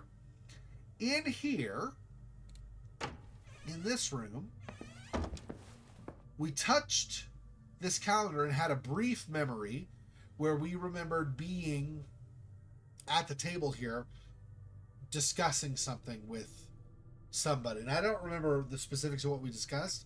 It wasn't a very long memory, so I don't think it was all that important to know exactly what was being talked about. It's more kind of like a discussion about being admitted into the asylum. Okay, so now that violent patient has come out. Oh, and down here is toward the women's wing, and over here is toward the men's wing. It's the Kirkbride design is kind of like well, I could show you with a map here. This is kind of the setup. So you have the women over here, men over here. They're separated from each other. This is the reception and so on, of course. And then here you have things like the courtyard and the cafeteria and the library and so on. And there's this back hallway. And then you have like laundry and kitchen and therapy room and stuff. Okay. Anyway. So that patient escaped, and we had gone over to this area, which is toward the men's set of rooms. Bruno was here. The patient was locked in the cafeteria. So we needed to go to Bruno's office, which is through here. Whatever room this actually is. I don't remember what this is exactly. It's just basically like a bunch of beds, like you can see. Not really much here. So just like a I think this was the infirmary, actually, where people, if they got hurt or sick or something, they'd come here. I think that's what this was. Anyway, going through here, patients on either side, you go all the way down to the end and through another set just like this. So it's like maybe a total of 12 doors of patients or something on either side. And then we go downstairs, and there was Bruno's office. We grabbed for him. Well, we grabbed his keys and tried to sneak his keys, but he noticed we had the keys, and so took them back from us when we went back to him. So we don't have the keys after all. We did, but we don't anymore. It's okay. Anyway, but we had gotten him basically like a club, so he could defend. He could feel like he could defend himself against the more violent patient. We brought that back to him. Oh, and over here, there's also a shower, like a bathroom with a shower area, and then some urinals and things, toilets and so on. And at one of the toilets, there was a teddy bear. We actually asked the question if we want, or we said, or like the little comment text said, I wonder if Robin was ever admitted here. Robin being a reference to the original Scratches, where Robin was the kid that had lived for years down below underneath the house. So a little shout out to their old game. Anyway, okay, so we brought the club or whatever it was exactly back here to Bruno, and then we went back. I won't walk all the way back, but down through the little short hall and then to the left hall. So after you come down the short hall, turn left and go that way. We went back to that archive room where the record player was. We'd found, in wandering through here and another couple places, we found some records. Actually, I think we might have found all the records over in here in the infirmary. Anyway, one of the records, the yellow record, was for classical, relaxing, calming music. Like stuff from Beethoven and Chopin and stuff. And so, because of that, we played the yellow record. That calmed this patient in here enough that Bruno then went inside. So when we came back here, we had a brief cutscene where Bruno was walking the patient back to his cell, and then Bruno went back into his office. So Bruno is down below in his office, and the cell where he walked the patient to is a couple doors down from him. Okay, that allowed this room now, because the patient was no longer in here, because he's back in his room that opened up the cafeteria. So last time we walked through the cafeteria, read some stuff. There's some notes and things, like here about the mental institute and stuff. So we got those, proceeded through here. Another short hallway, map obviously fell off the wall or whatever. Anyway, came over here, and we got to, and you may have noticed the thumbnail for this stream, or not, but if you did, then you would see that's what he looks like. But there was a patient here named Leonard. Lenny is what he went by. Lenny was what his, like the short name he went by. He was a patient here previously when we were here. So he was in a group called Group E. E is in everybody or whatever. And Leonard and we were in Group E also. So Leonard and our character were in the same group. Anyway, we went over here. Lenny's cart was here, so we could all go downstairs. We went downstairs, fixed some lights, and opened a door that went down. So I will briefly show you this, actually. So we went through here. It's not really much of note here. It's all just, rundown old stuff. Not a big deal. Not a huge deal, I guess I should say. Nothing all that important or useful. In here's the furnace room. It also has the lights. There were emergency lights and normal lights. So only when normal lights are on, apparently. I had turned on the emergency lights and I could not see anything. Only when normal lights were on, before we fixed the lights since. But before fixing it, one of the lights out in the hall here, one of these lights, they were kind of flickering. Okay? And one of those flickering through the window cast light here. There were wire cutters here. We needed those. That was important. We could not see anything else in this room. We got the wire cutters. We go all the way down. All the way. Here. Here. Here. And this is, I don't even know, a storage room or something? It's just a bunch of beds tossed. Over here is where the wiring was that we needed to fix. When we came here initially, there was a dead rat in here. It had apparently chewed one of the wires, and that's why it was broken. So we used the wire cutters and basically spliced this wire together, like, cut so that it was, and then we, twist it together. And then after that, we turned the power back on, and all the lights worked again. We also, since the power was working, we opened this door. This door comes back to what they call, I think it's like Devil's Alley or whatever. These are all the patients. I think this one here, or maybe the next one. I think it's the next one. So 2 doors down here on the left was where that violent patient had been. And then all the way at the end, on the left, is where Bruno is. And if you go through that kind of, you see like the door with bars at the end, that just goes upstairs and goes to the end of those patients that we looked at before, where you go through several things and then you're back to where the infirmary was. So that's all just a big circle, if that makes sense. Okay, so anyway, coming back over here, because lights were working, now we still have not opened all the doors down here, so not everything is going. But we were able to come back in here and see that apparently at some point they were like digging a tunnel like in mines, and there were mining carts and stuff. When we went over here and then we touched this pickaxe, we got a brief memory flash showing that we had at one point been down here. Lenny was in the memory as well, but so were we.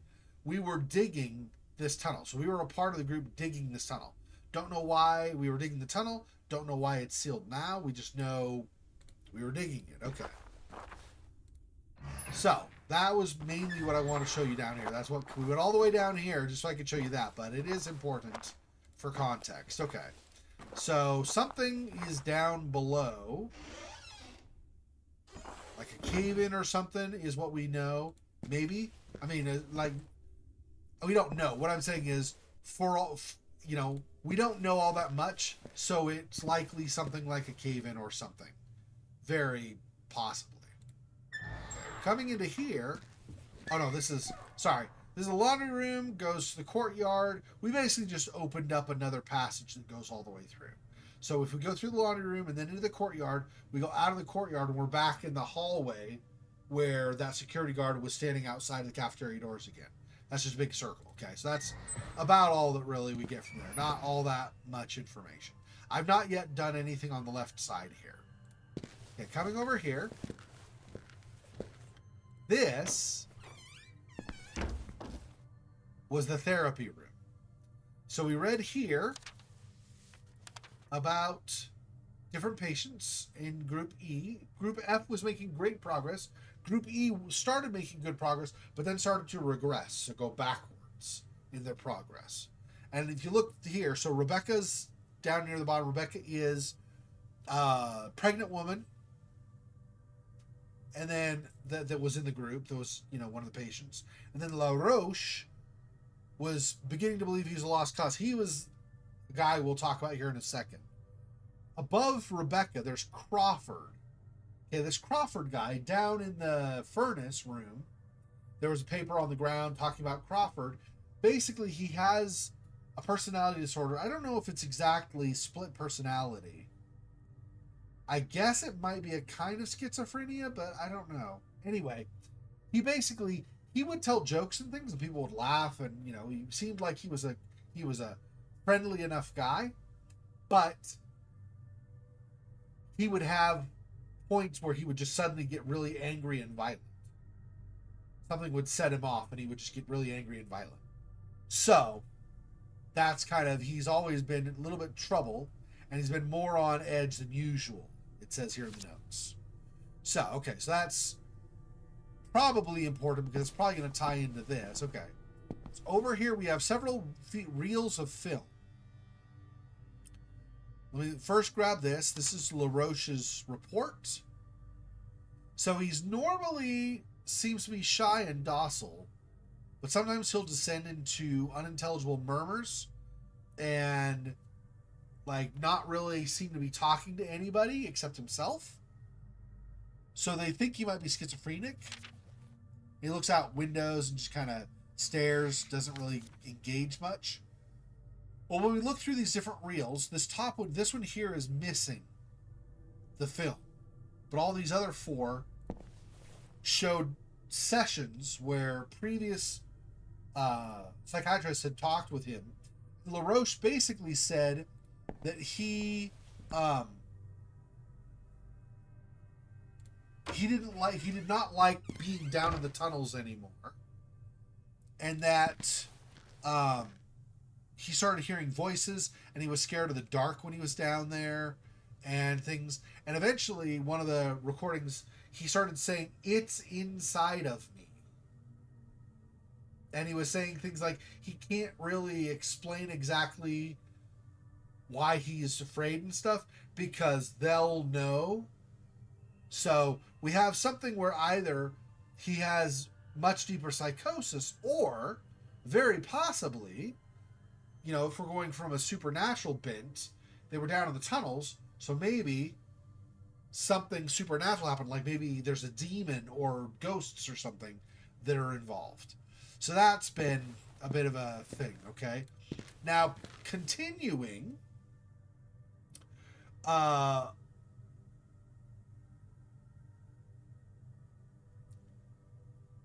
was my thought? I had one thing I was going to say.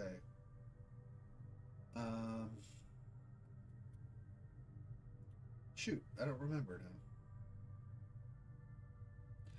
now. And they were building, the whole reason they were digging the tunnels in the first place, at least in theory, one of the notes we had read was in the process of trying to convert. So they had this previous design, right? They had this previous design. We had men over here, women over here, keep them separated, but everything was basically connected. You could see the doctor, the staff, the doctors and things were here. Patients were here. They were really close to each other. And even the reception and stuff was here. So there was not a lot of separation. And so you had the potential of somebody violent, for example, coming out, and they could hurt other patients that were not violent. They could hurt staff. They could hurt guests who were visiting. So there's a lot of different problems that way. So they eventually started trying to convert this place into a unit model. So rather than, rather than the Kirkbride model that they've got here, they tried to basically, a unit model is basically where they do a building for the patients of this kind is here. Another building for patients of this kind is here. So you separate the different kinds of patients from each other, and you separate all of them from the staff and from guests so they don't interact. So only the ones that are similar in some regard, like maybe they all, like all of the dual personality disorder people are in one area or something. So you have similar people with similar ailments and similar conditions are together. In the process of trying to convert this institute to that, they're renovating. That's why everything's like it is because this has been temporarily shut down, and now they're trying to renovate. In the process of doing that, they realized that in building certain units and so on, things might not be connected. Like it might be hard to get from one place to another. So they started digging the tunnels, or at least what we read, the article we read, or book, or whatever it was, the note, said that a lot of times people converting from this model to the unit model would try to dig tunnels so that they could connect places that were otherwise harder to get to.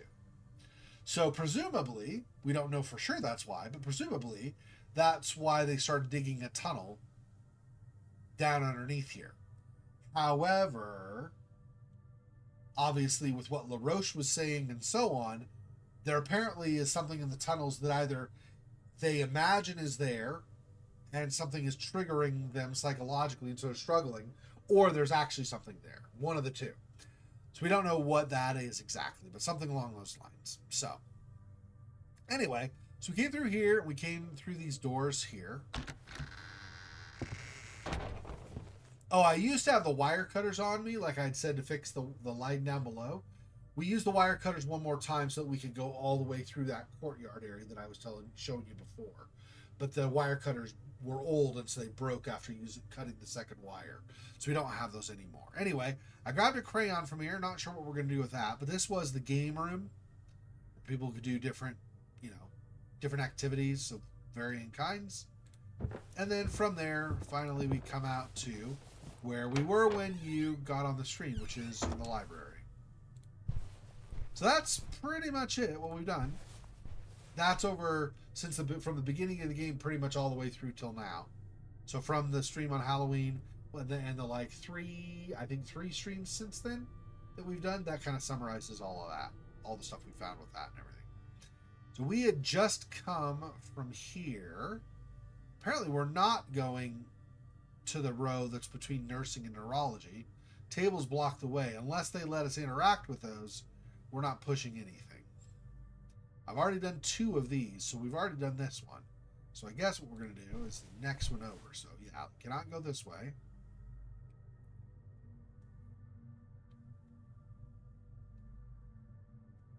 Possibly we won't be able to go there either. There's a ladder. I don't know how close to the table it is. Anyway, so we're not going there. So this side,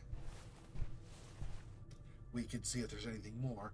We've been learning different things. So the guy that set this asylum up, Hanwell was his name. He apparently was very successful as a normal doctor, like a surgeon, like a neurosurgeon, I think. And so he was extremely successful and very, very wealthy. So between his own money and connections he'd made over the years, he and other people invested and built this mental institute. He said basically in his description of things that he was so fascinated with the mind. Initially, he thought operating on the mind with neurosurgery, that was one part of his fascination, but he became increasingly fascinated with the inner workings of the mind, psychology and psychiatry. And so he decided to stop his career as a neurosurgeon and set this place up. And I don't know if he worked here or not, but at least set this asylum up to try to, focus on the inner workings of the mind and psychology instead of the physical part of the mind with neurosurgery. Anyway, other than that, there's that device we just read about that goes behind the eyeball. I don't know. Not a whole lot more, just other little small details here and there. A random collection of books, nothing that seemed important for my search. These seemed like the oldest books from the library. They smelled like papyrus. Ancient Egyptian scrolls, huh? Or not, well, it's not scrolls, but like writing on animal skin. Interesting. Wait, no. Papyrus is actually on paper. It's a really, really super early version of paper, but it's actually paper, not just animal skin. That's right. I was thinking very early versions of it might be animal skin, but that's incorrect, I believe. I think they're always paper. One of the few things that people in antiquity had well, when you're learning about it first, when you're a kid or whatever, you might be surprised to learn they had paper way back then. But they did. Okay, let's see what this volume here says. Oh, just yellowed old pages. Couldn't say if there was anything of importance written as they were utterly unreadable. Ah, I see, okay. So we did not get anything useful in this section. Okay. Looks like we're just going to get a description here. Despite the darkness, I could see a stack of books neatly arranged on the bookshelf. But it's not going to let us go back there. So I guess we're just commenting on it, is the whole point of that, I suppose. And then this way, oh, we can approach this. Oh, no, we just examined. A quaint reading table. I remember patients spending some valuable time here. The Institute encouraged reading. And this here is just going to say psychiatry and so on. Just read the sign. Yeah, we're not going over there either. Okay.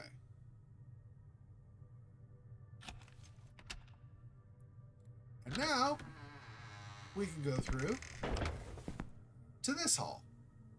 So this is at the end of the women's wing. And then there's that, which we still cannot go through, of course. But now we have a way all the way through here also. Oh, up here.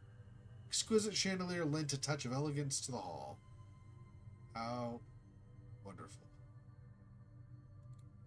Okay. And we've already looked at this painting. You can just, it just zooms in. I did not see anything interactive on the painting itself, so. Just comments on the ladder. Okay, so that's that area of everything here.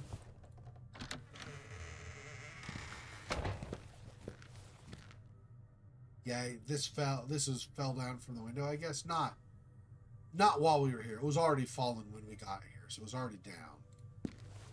Okay, so now, so we looked at the things on the left, we'll look to the right. Yeah, this used to be like a dish tray or whatever, or a food tray where they would cart food out to people. We cannot look at anything on this, though, from what I've seen. It just describes it. Okay, this, I don't know what this room is. Let's see, hang on. Let's look at the map down here again really fast and see what that says it is. Okay, so, yeah, female infirmary over there. Game room. Therapy room we've been in. So this is going to be this. Oh, it's a bathroom. Oh, we've looked at this actually. I looked at this room only on the right side. That's right. I've not looked at this one, so that's right. We've been to that bathroom. It's all broken down, like the urinal is broken and the toilet's all messed up. If it's what I'm thinking of, yeah, or the sink, and then the reservoir's busted and stuff. Okay, this is where I've not. This is the gallery. Ooh. So this is not locked.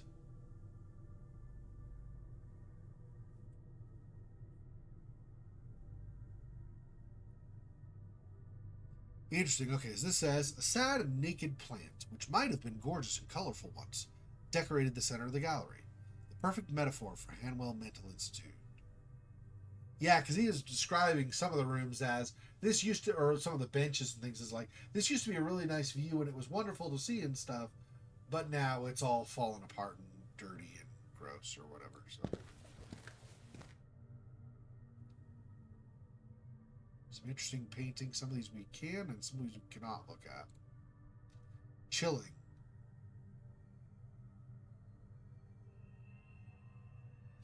Yeah, I don't know. It looks like maybe a couple of horses that a tree fell on or something. Not exactly sure what that is. Interesting. Dr. Ann Ebersbacher, psychologist. Oh, right. I forgot to tell you. So we won't travel to do it, but in the therapy room, in the middle there, so not where the projector was, where we talked about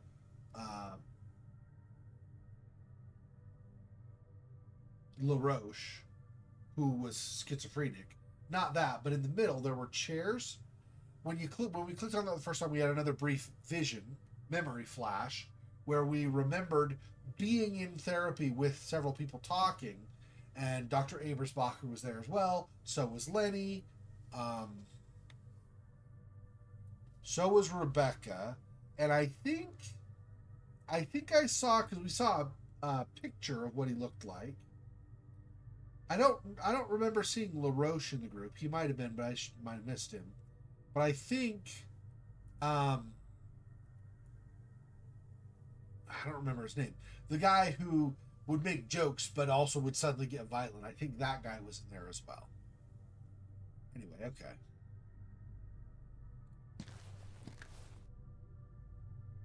Who is this? Dr. Ellis Hawthorne, psychiatrist. Ellis disagreed with Anne on a lot of procedures and refused to help her out when she would ask, depending on what it was. So basically, where Dr. Ebersbacher, over here, where she was trying to, she was not interested in the patients. She was interested in the process and see if it was working, but she was still trying to actually help people. Whereas that was the case, and they only reserved things like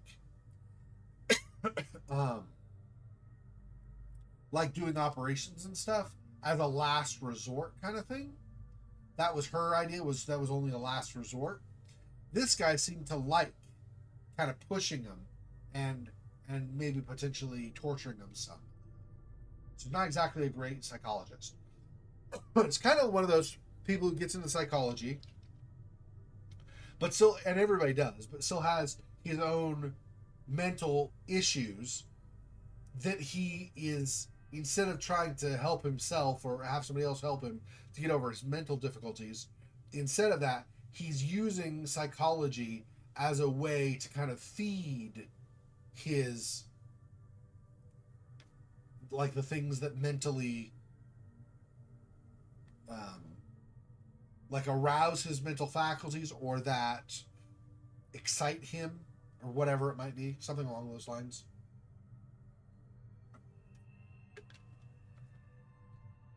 Which obviously is not great. I don't recall if patients were allowed inside the gallery.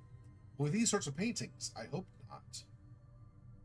Oh yeah, there's a little bit of nudity. There's a breasticle right there, I see. And then up here, there's genitalia, looks like maybe. Okay.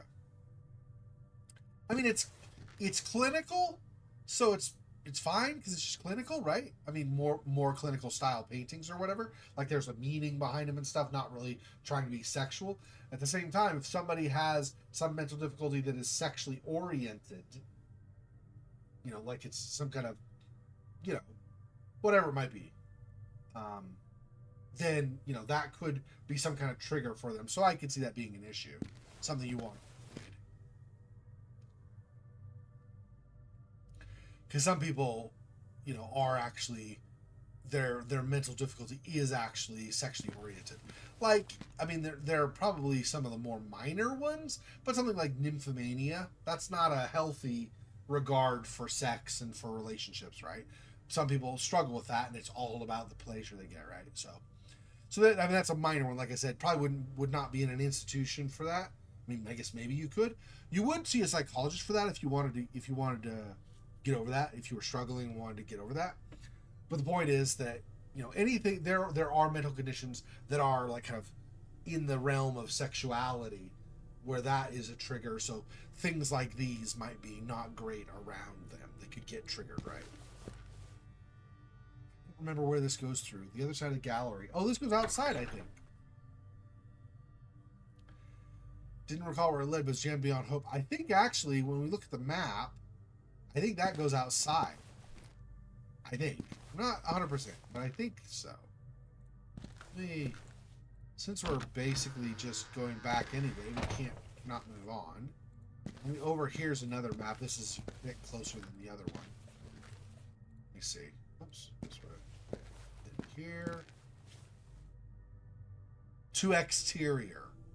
I don't know what exterior. It might just be like a back garden or something. I have no idea. But yeah, it's outside. Oh, hang on. So, is there anything else? We just were in the gallery, and I looked at the bath already. We cannot get in the kitchen, and so also cannot get in the pantry. I don't know that we need to, but this is locked currently, so we cannot get. The only door into the kitchen is here, and the only door into the pantry is here. So we have to go into the kitchen and then over to the pantry, and neither of those are open. These two doors on the second floor, I mean, it's not on this map, but when you go up the stairs and then you go over here and then up again, you have this like long hall and then the thing comes over here, right? So the two doors at the end here are both second floor and both are locked. But since Lenny moved his cart, finished cleaning for now, I mean, it doesn't look especially clean, but I'm not going to rag on Lenny's work. I'm sure it's high quality. His cart was here blocking the way. Now we can go up. And that was one of our objectives. So if we look through here, yeah, wire cutter is broken.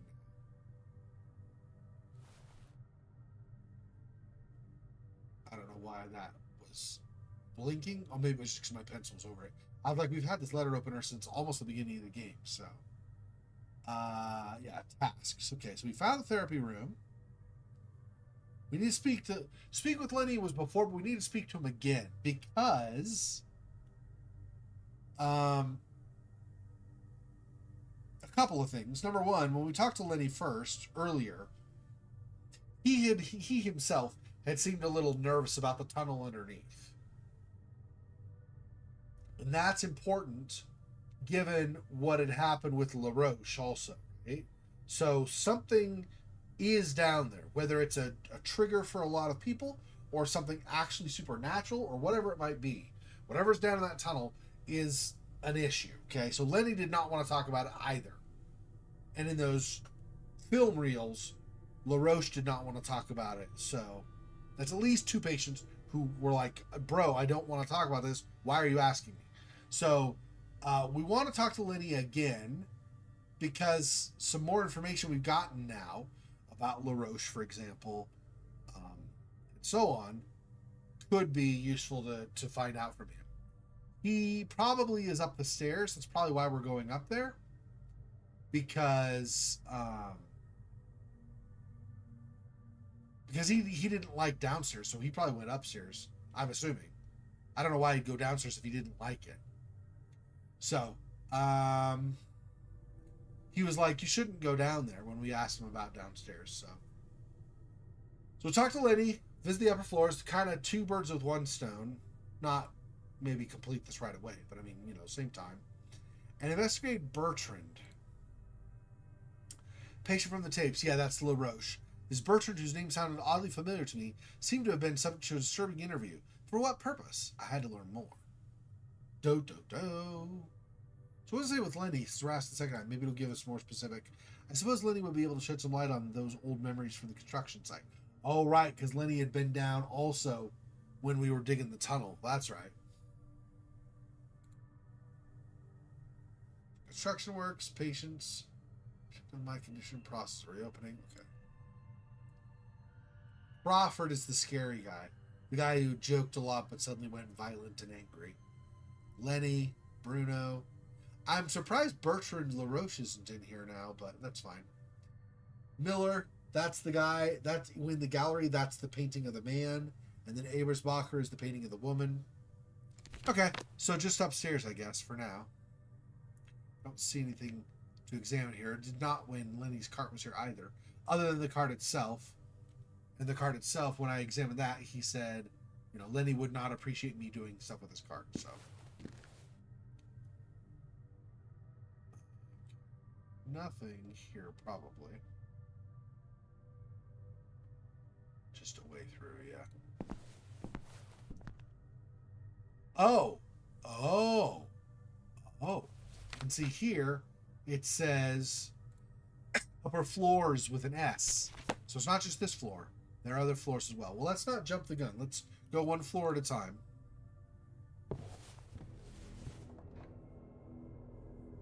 And now we're breaking the promise we made to Julia, the receptionist. Julia had said, do not go upstairs. We've gone upstairs. Yeah, we've gone upstairs. We just won't tell Julia that we went upstairs. She might find out later if we do something that sets off some angry patient that then runs around and eventually finds its way to Julia or something. She might learn the hard way that we did not keep our promise. Okay, hang on. We have, yeah, here. Okay, this is the second floor map. Oh, music change. I mean, I heard the music anyway, but for a time it was just a sustained low note. But now it's dun dun da da da. Sort of a Halloween. Sort of slightly reminds me of the film Halloween and its theme song.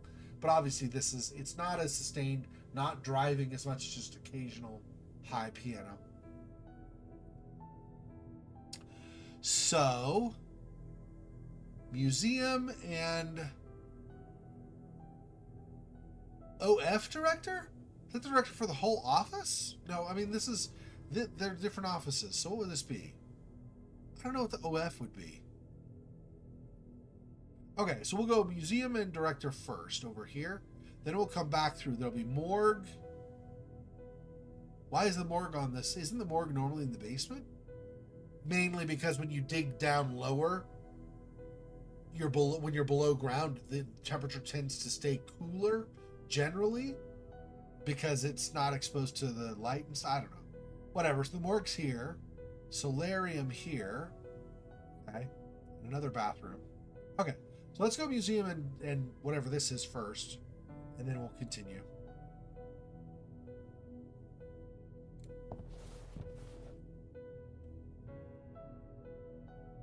Wait. What? How is that correct? Oh, you know what? We are... No, we're over here. What? That doesn't even match. That doesn't even match at all. There are rooms on both sides and stuff? That's not what's on this. Okay, this map is useless. Alright. I mean, for this area at least, apparently. Let's see what these different things are. What's this?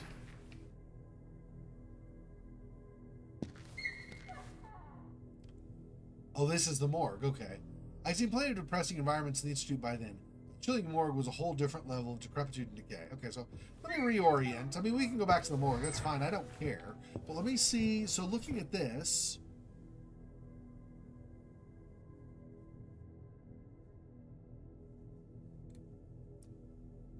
So the morgue is right next to this. I see. So this wall we're looking at right now is things like the morgue. Morgue. Let's see. Left, so it'd be morgue, laboratory, this. So museum's the other direction. Okay, that's fine. So now I better orient in my brain. Actually, maybe we want to go this way because after we examine these things, there's a hallway to go down potentially. And then continue from here. So let's actually go the other way, just so that we finish this off and then come this other direction. Okay, so we want to go to the right, not left from here. That's the museum. Let's just start at the end.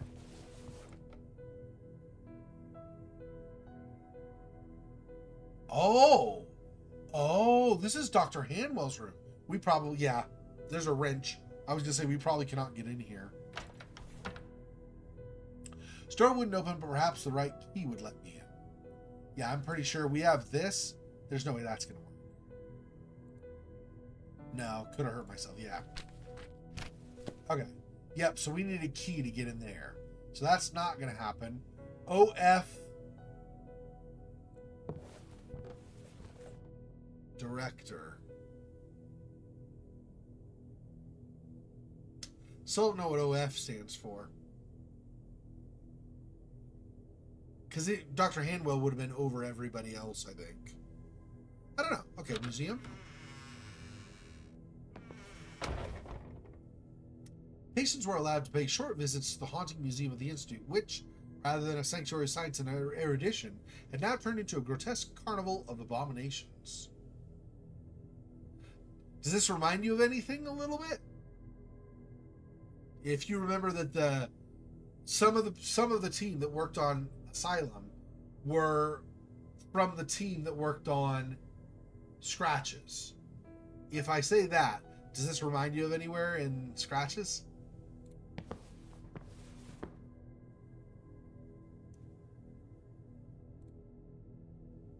This exhibit displayed hands of various shapes submerged in some kind of liquid. Yeah, that's messed up. Cut people's hands off to examine them, I guess? That's gross. Okay. Were those ears? But why? I mean, you didn't ask the same question about hands? Really? Hey! This even more reminds me of Scratches. Nice. It was a jar with something odd inside. An organ shaped like a pastry? Hideous.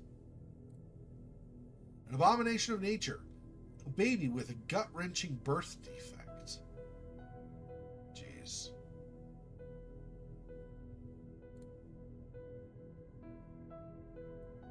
Okay, I'm just going to say it right now. That's messed up.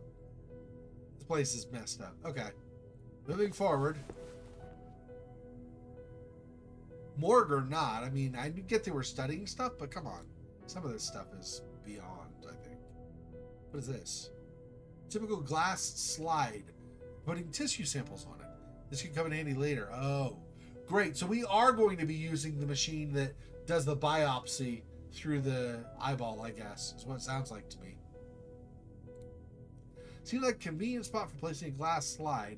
Okay, so we need a sample, and then we would put that on here, and then we could examine it. I see. We have tweezers. Picked up the tweezers with care. Okay. Okay, so now we can grip small things. Since it wasn't needed anywhere else, I left the tweezers in the exhibit. Oh. Okay, we won't do that until we have the actual sample, I guess. Okay, fine. Ew. Was that a cat or something? Looked like some kind of an animal. Another twisted feature of this gloomy museum.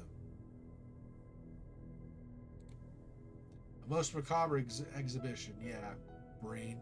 Half. Well, that's about 2/3 of somebody's brain, I guess. The lower part's like cut below the lower parts where it hangs down some. Like the cerebellum and stuff. Oh, that's the same. Yet another disquieting feature of this atrocity exhibition. That's disturbing. It's not African drums, so there's that. I'll give it that. That's better. I mean, maybe not. It's not like some kind of curse, I guess. Human brains, charming. A series of radiographs showed various areas of the human body. Like a hand. Look at the different tarsals and stuff. Tarsal bones. Metatarsal. Metacarpals, I mean. Yeah, okay, that's the same. Nothing new. Ooh. What was the point of displaying severed hands? I mean, gross people out and or scare them, maybe? I don't know.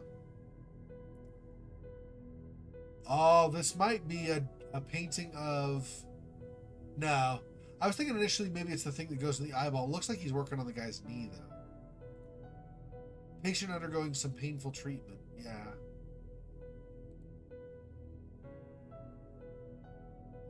And there's somebody behind here watching from the window. Dude, that's freaking creepy. Okay. I mean, it's not scary. Like, I'm not frightened. That is creepy, though. Like, that is... You just get kind of this feeling crawling up your spine. Like, what is going on?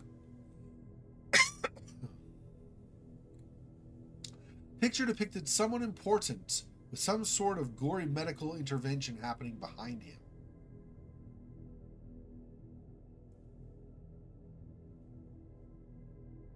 I mean, is that actually behind him, really?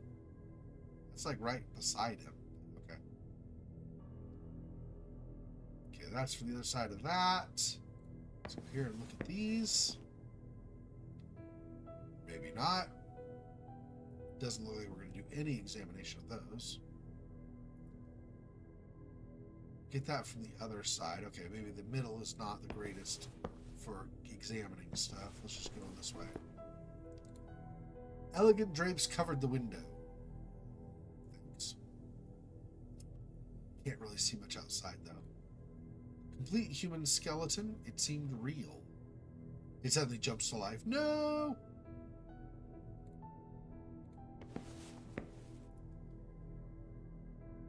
Oh, we're not going to examine any of these, apparently, from either side. So this looks like maybe conjoined twins that died, I guess. Looks like a head. What in the world? Like, if there's any kind of body part, I don't care how useful or not it might be, we're going to keep it, just in case. Display with many skulls and various instruments. Why were there so many skulls in this museum?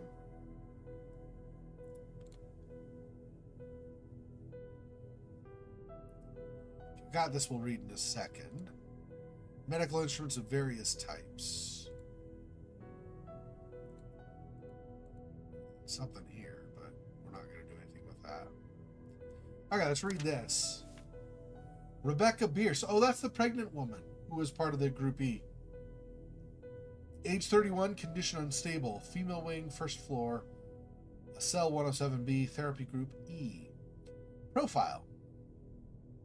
Rebecca Bierce did not suffer any specific ailments early in life, but fell victim to violent SA as an adult. She was found in a state of shock by the authorities who rescued her. After a medical examination, Rebecca was found to be pregnant. Perpetrator was never apprehended. During the period following the assault, Bierce exhibited delusional behaviors and panicked whenever men were in the same room as her. Yeah. I hate that stuff like this actually exists. Anyway. Thereafter, following strict attention and care, she gradually began to recover and return to her senses, while coming to terms with her new condition. Bierce eventually managed to begin socializing with her peers and to feel more comfortable in the presence of men. Regrettably, she has recently suffered an inexplicable breakdown and is experiencing frequent neurotic fits. She mistreats both her peers and the nursing team using foul, highly offensive language while screaming and kicking. In 2 incidents, Bierce was found repeatedly hitting her stomach and insisting that her unborn child was spawned from hell. You know, if we're going from that whole angle of something is down in the tunnels, and LaRoche was talking about something was in him, and they would know, and that Lenny is scared of the tunnels, I wouldn't put it past, because I don't know if this game is going to go kind of the same angle as Scratches did, where it seemed supernatural and turned out to have a totally legit explanation. This might be, we're approaching it from the other angle, which is everything seems scientifically explainable, but there's actually something supernatural going on. Keep in mind that both games take a lot of inspiration from Lovecraft, and I know that Agustin Cordes, the guy who is the lead on this, on Asylum, from the Scratches team, is very much into Lovecraft. So I don't know how much, like if he's a super fan or if he just really likes it a lot, but he does enjoy Lovecraft quite a bit. So this very well could have a supernatural twist to it. It's hard to know for sure, but okay. And then over here, and these also. Several skulls were arranged on the shelf. Many of them appeared to have been drilled into. And then some instruments for unknown purposes, which I didn't want to discover. Okay, and it's the museum, so it's basically just a big dead end. After this, it's pretty much nothing. Okay. So unless I missed... I don't think so. Unless I missed something up above, maybe. Nah. I think we're done. Okay. So we're done with the museum. So now we'll go to the morgue. Just making sure we're not missing any rooms. So now... back to the morgue.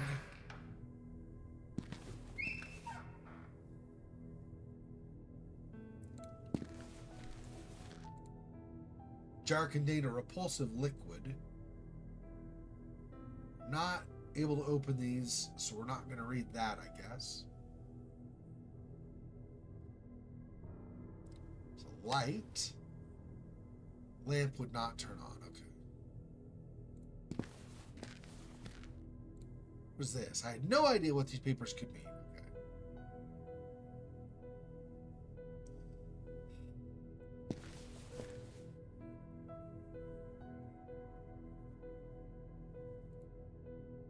Shards of broken glass protruded from a broken cabinet, suggesting it was best to steer clear.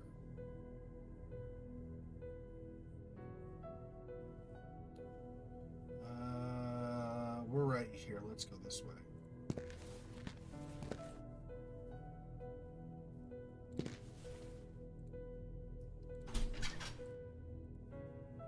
Was nothing. We're going to open one of these. It's going to be Thonian or something. Some kind of Lovecraftian monster. Empty jars. Thank goodness. Yeah, you say that now, but it's not going to be that for every one of them. One of these is going to have something a lot worse. A hook attached to a rail. Evidently meant for moving human bodies with ease. Yeah. Yeah, they... after they do an autopsy or something, for example, they use that to help hoist them up to some of these higher containers, for example, and then they pull the drawer out that they lie the corpse on. They'd hoist the corpse up with this, pull the drawer out, and then lower the corpse onto there, and then shut it again. Just a pile of empty flasks scattered on a tray. There was no way to open that. So we're not going to use this to try to get up there. Okay. No way to open that. At some point, we might get something to help us look at these top level, but okay. This one seemed like a stock of blood, perhaps meant to be analyzed. If this has been sitting around for a while, that's all gone bad. Deteriorated. Probably not even something you can examine and get any kind of information out of, really. E103. Nothing these numbers meant to me at present. I think, actually, maybe not. I think LaRoche was 122. I don't know if we know, yeah.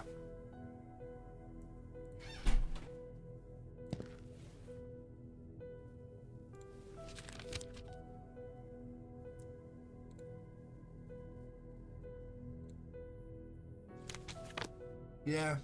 Okay. Oh, that's one we just did. My mistake. Sorry. Okay, bottom one. They looked like brains except or kept for research. Okay.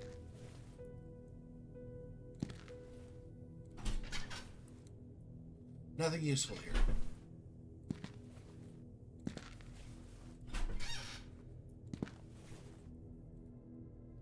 There's nothing these numbers meant to me at present.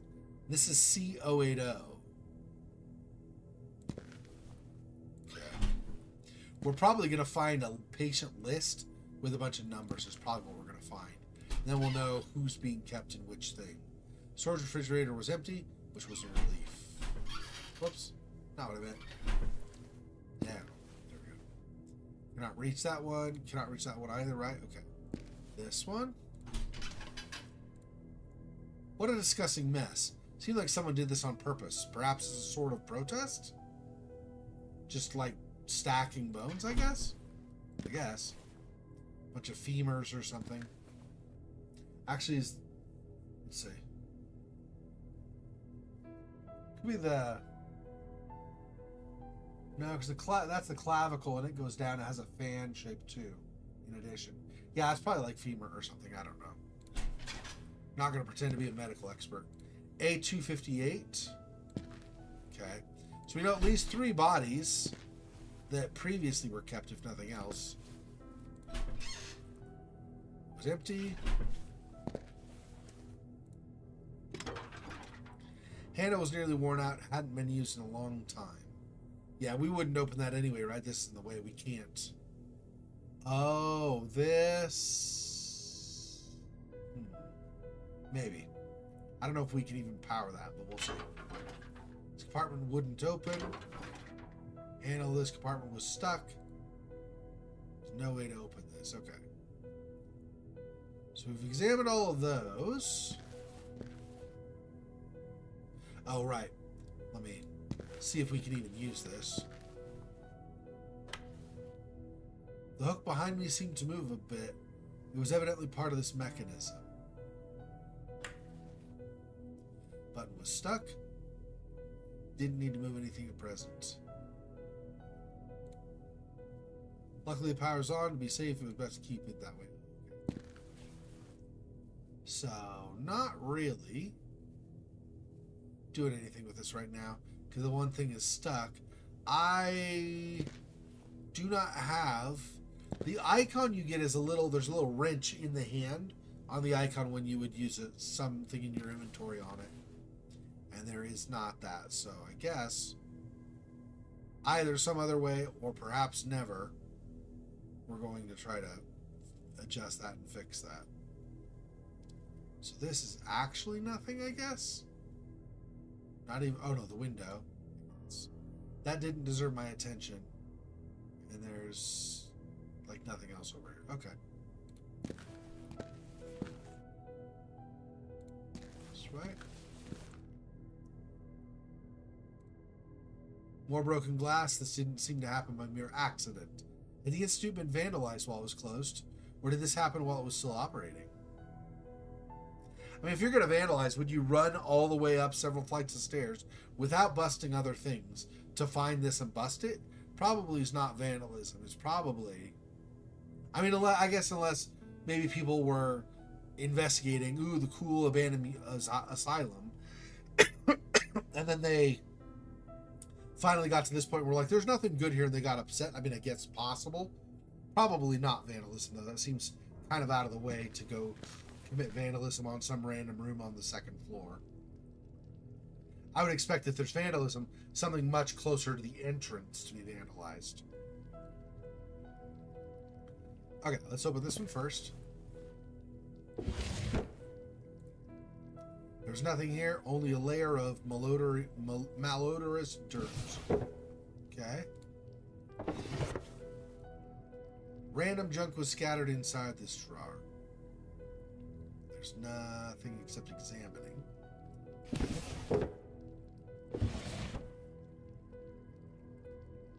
Strange contraption occupied a large part of the drawer. I didn't want to know about its purpose. That's this. These are just little tins you could put small objects in, I guess. This. Some boxes and hammers. I shivered in disgust while pondering what they may have been used for. Yeah. I mean, when you have these with little ends that could be used to punch a hole through something, and you have hammers, it's probably not a good sign. This one, just a regular dirty rag with some blood stains on it. Ugh. Alright. Okay, that's those. What about this? Just the one drawer? There were a few frightening tools inside this drawer. And as usual, we don't know what the tools do, so... Okay. What's this? Some organ, bizarrely still fresh, was in the tray. So they're not done with it. Somebody's not done with the experiment here, I guess? Lamp wouldn't turn on. Faucets didn't work here, rendering the morgue unusable, or at least I hope so. I mean, if this was here, it does not say that nobody's using it. If this is fresh, does that mean one of their new patients recently died, or that they have somebody here who's currently experimenting on stuff? I don't know. I'm going to use the bathroom. Actually, it's been 2.5 hours. We'll just go ahead and end here. That's fine. Save.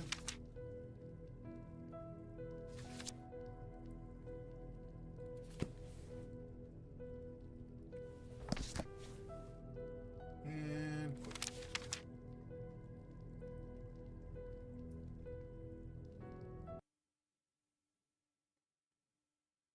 All right. And that was Asylum. We've made a decent amount of progress. I like it. We're learning a lot more things about what's going on. I am not convinced that there's going to be some huge surprise that I won't see coming, but it is still intriguing to me. It's very interesting. I'm interested to see what exactly the thing is, the nature of the thing is in the tunnels, whatever it is, and also to see how many people were affected, how our character might respond to it, and so on. So that's interesting, and it'll be something I'm looking forward to seeing how all that plays out. Anyway, thanks, Silwell. Anybody else who watched, I appreciate it, and I will talk to you guys next time. So about 11.5 hours, just under that from now, we'll be streaming again. I've not decided for sure what we will be streaming. We finished Reveal the Deep last time, so I'll have to figure something else out to do. Anyway, I will do that, and I will let you know tomorrow. Thanks for watching. I'll talk to you guys soon. Till next time. Poor spider. This freaking boy. Oh, that's so sad.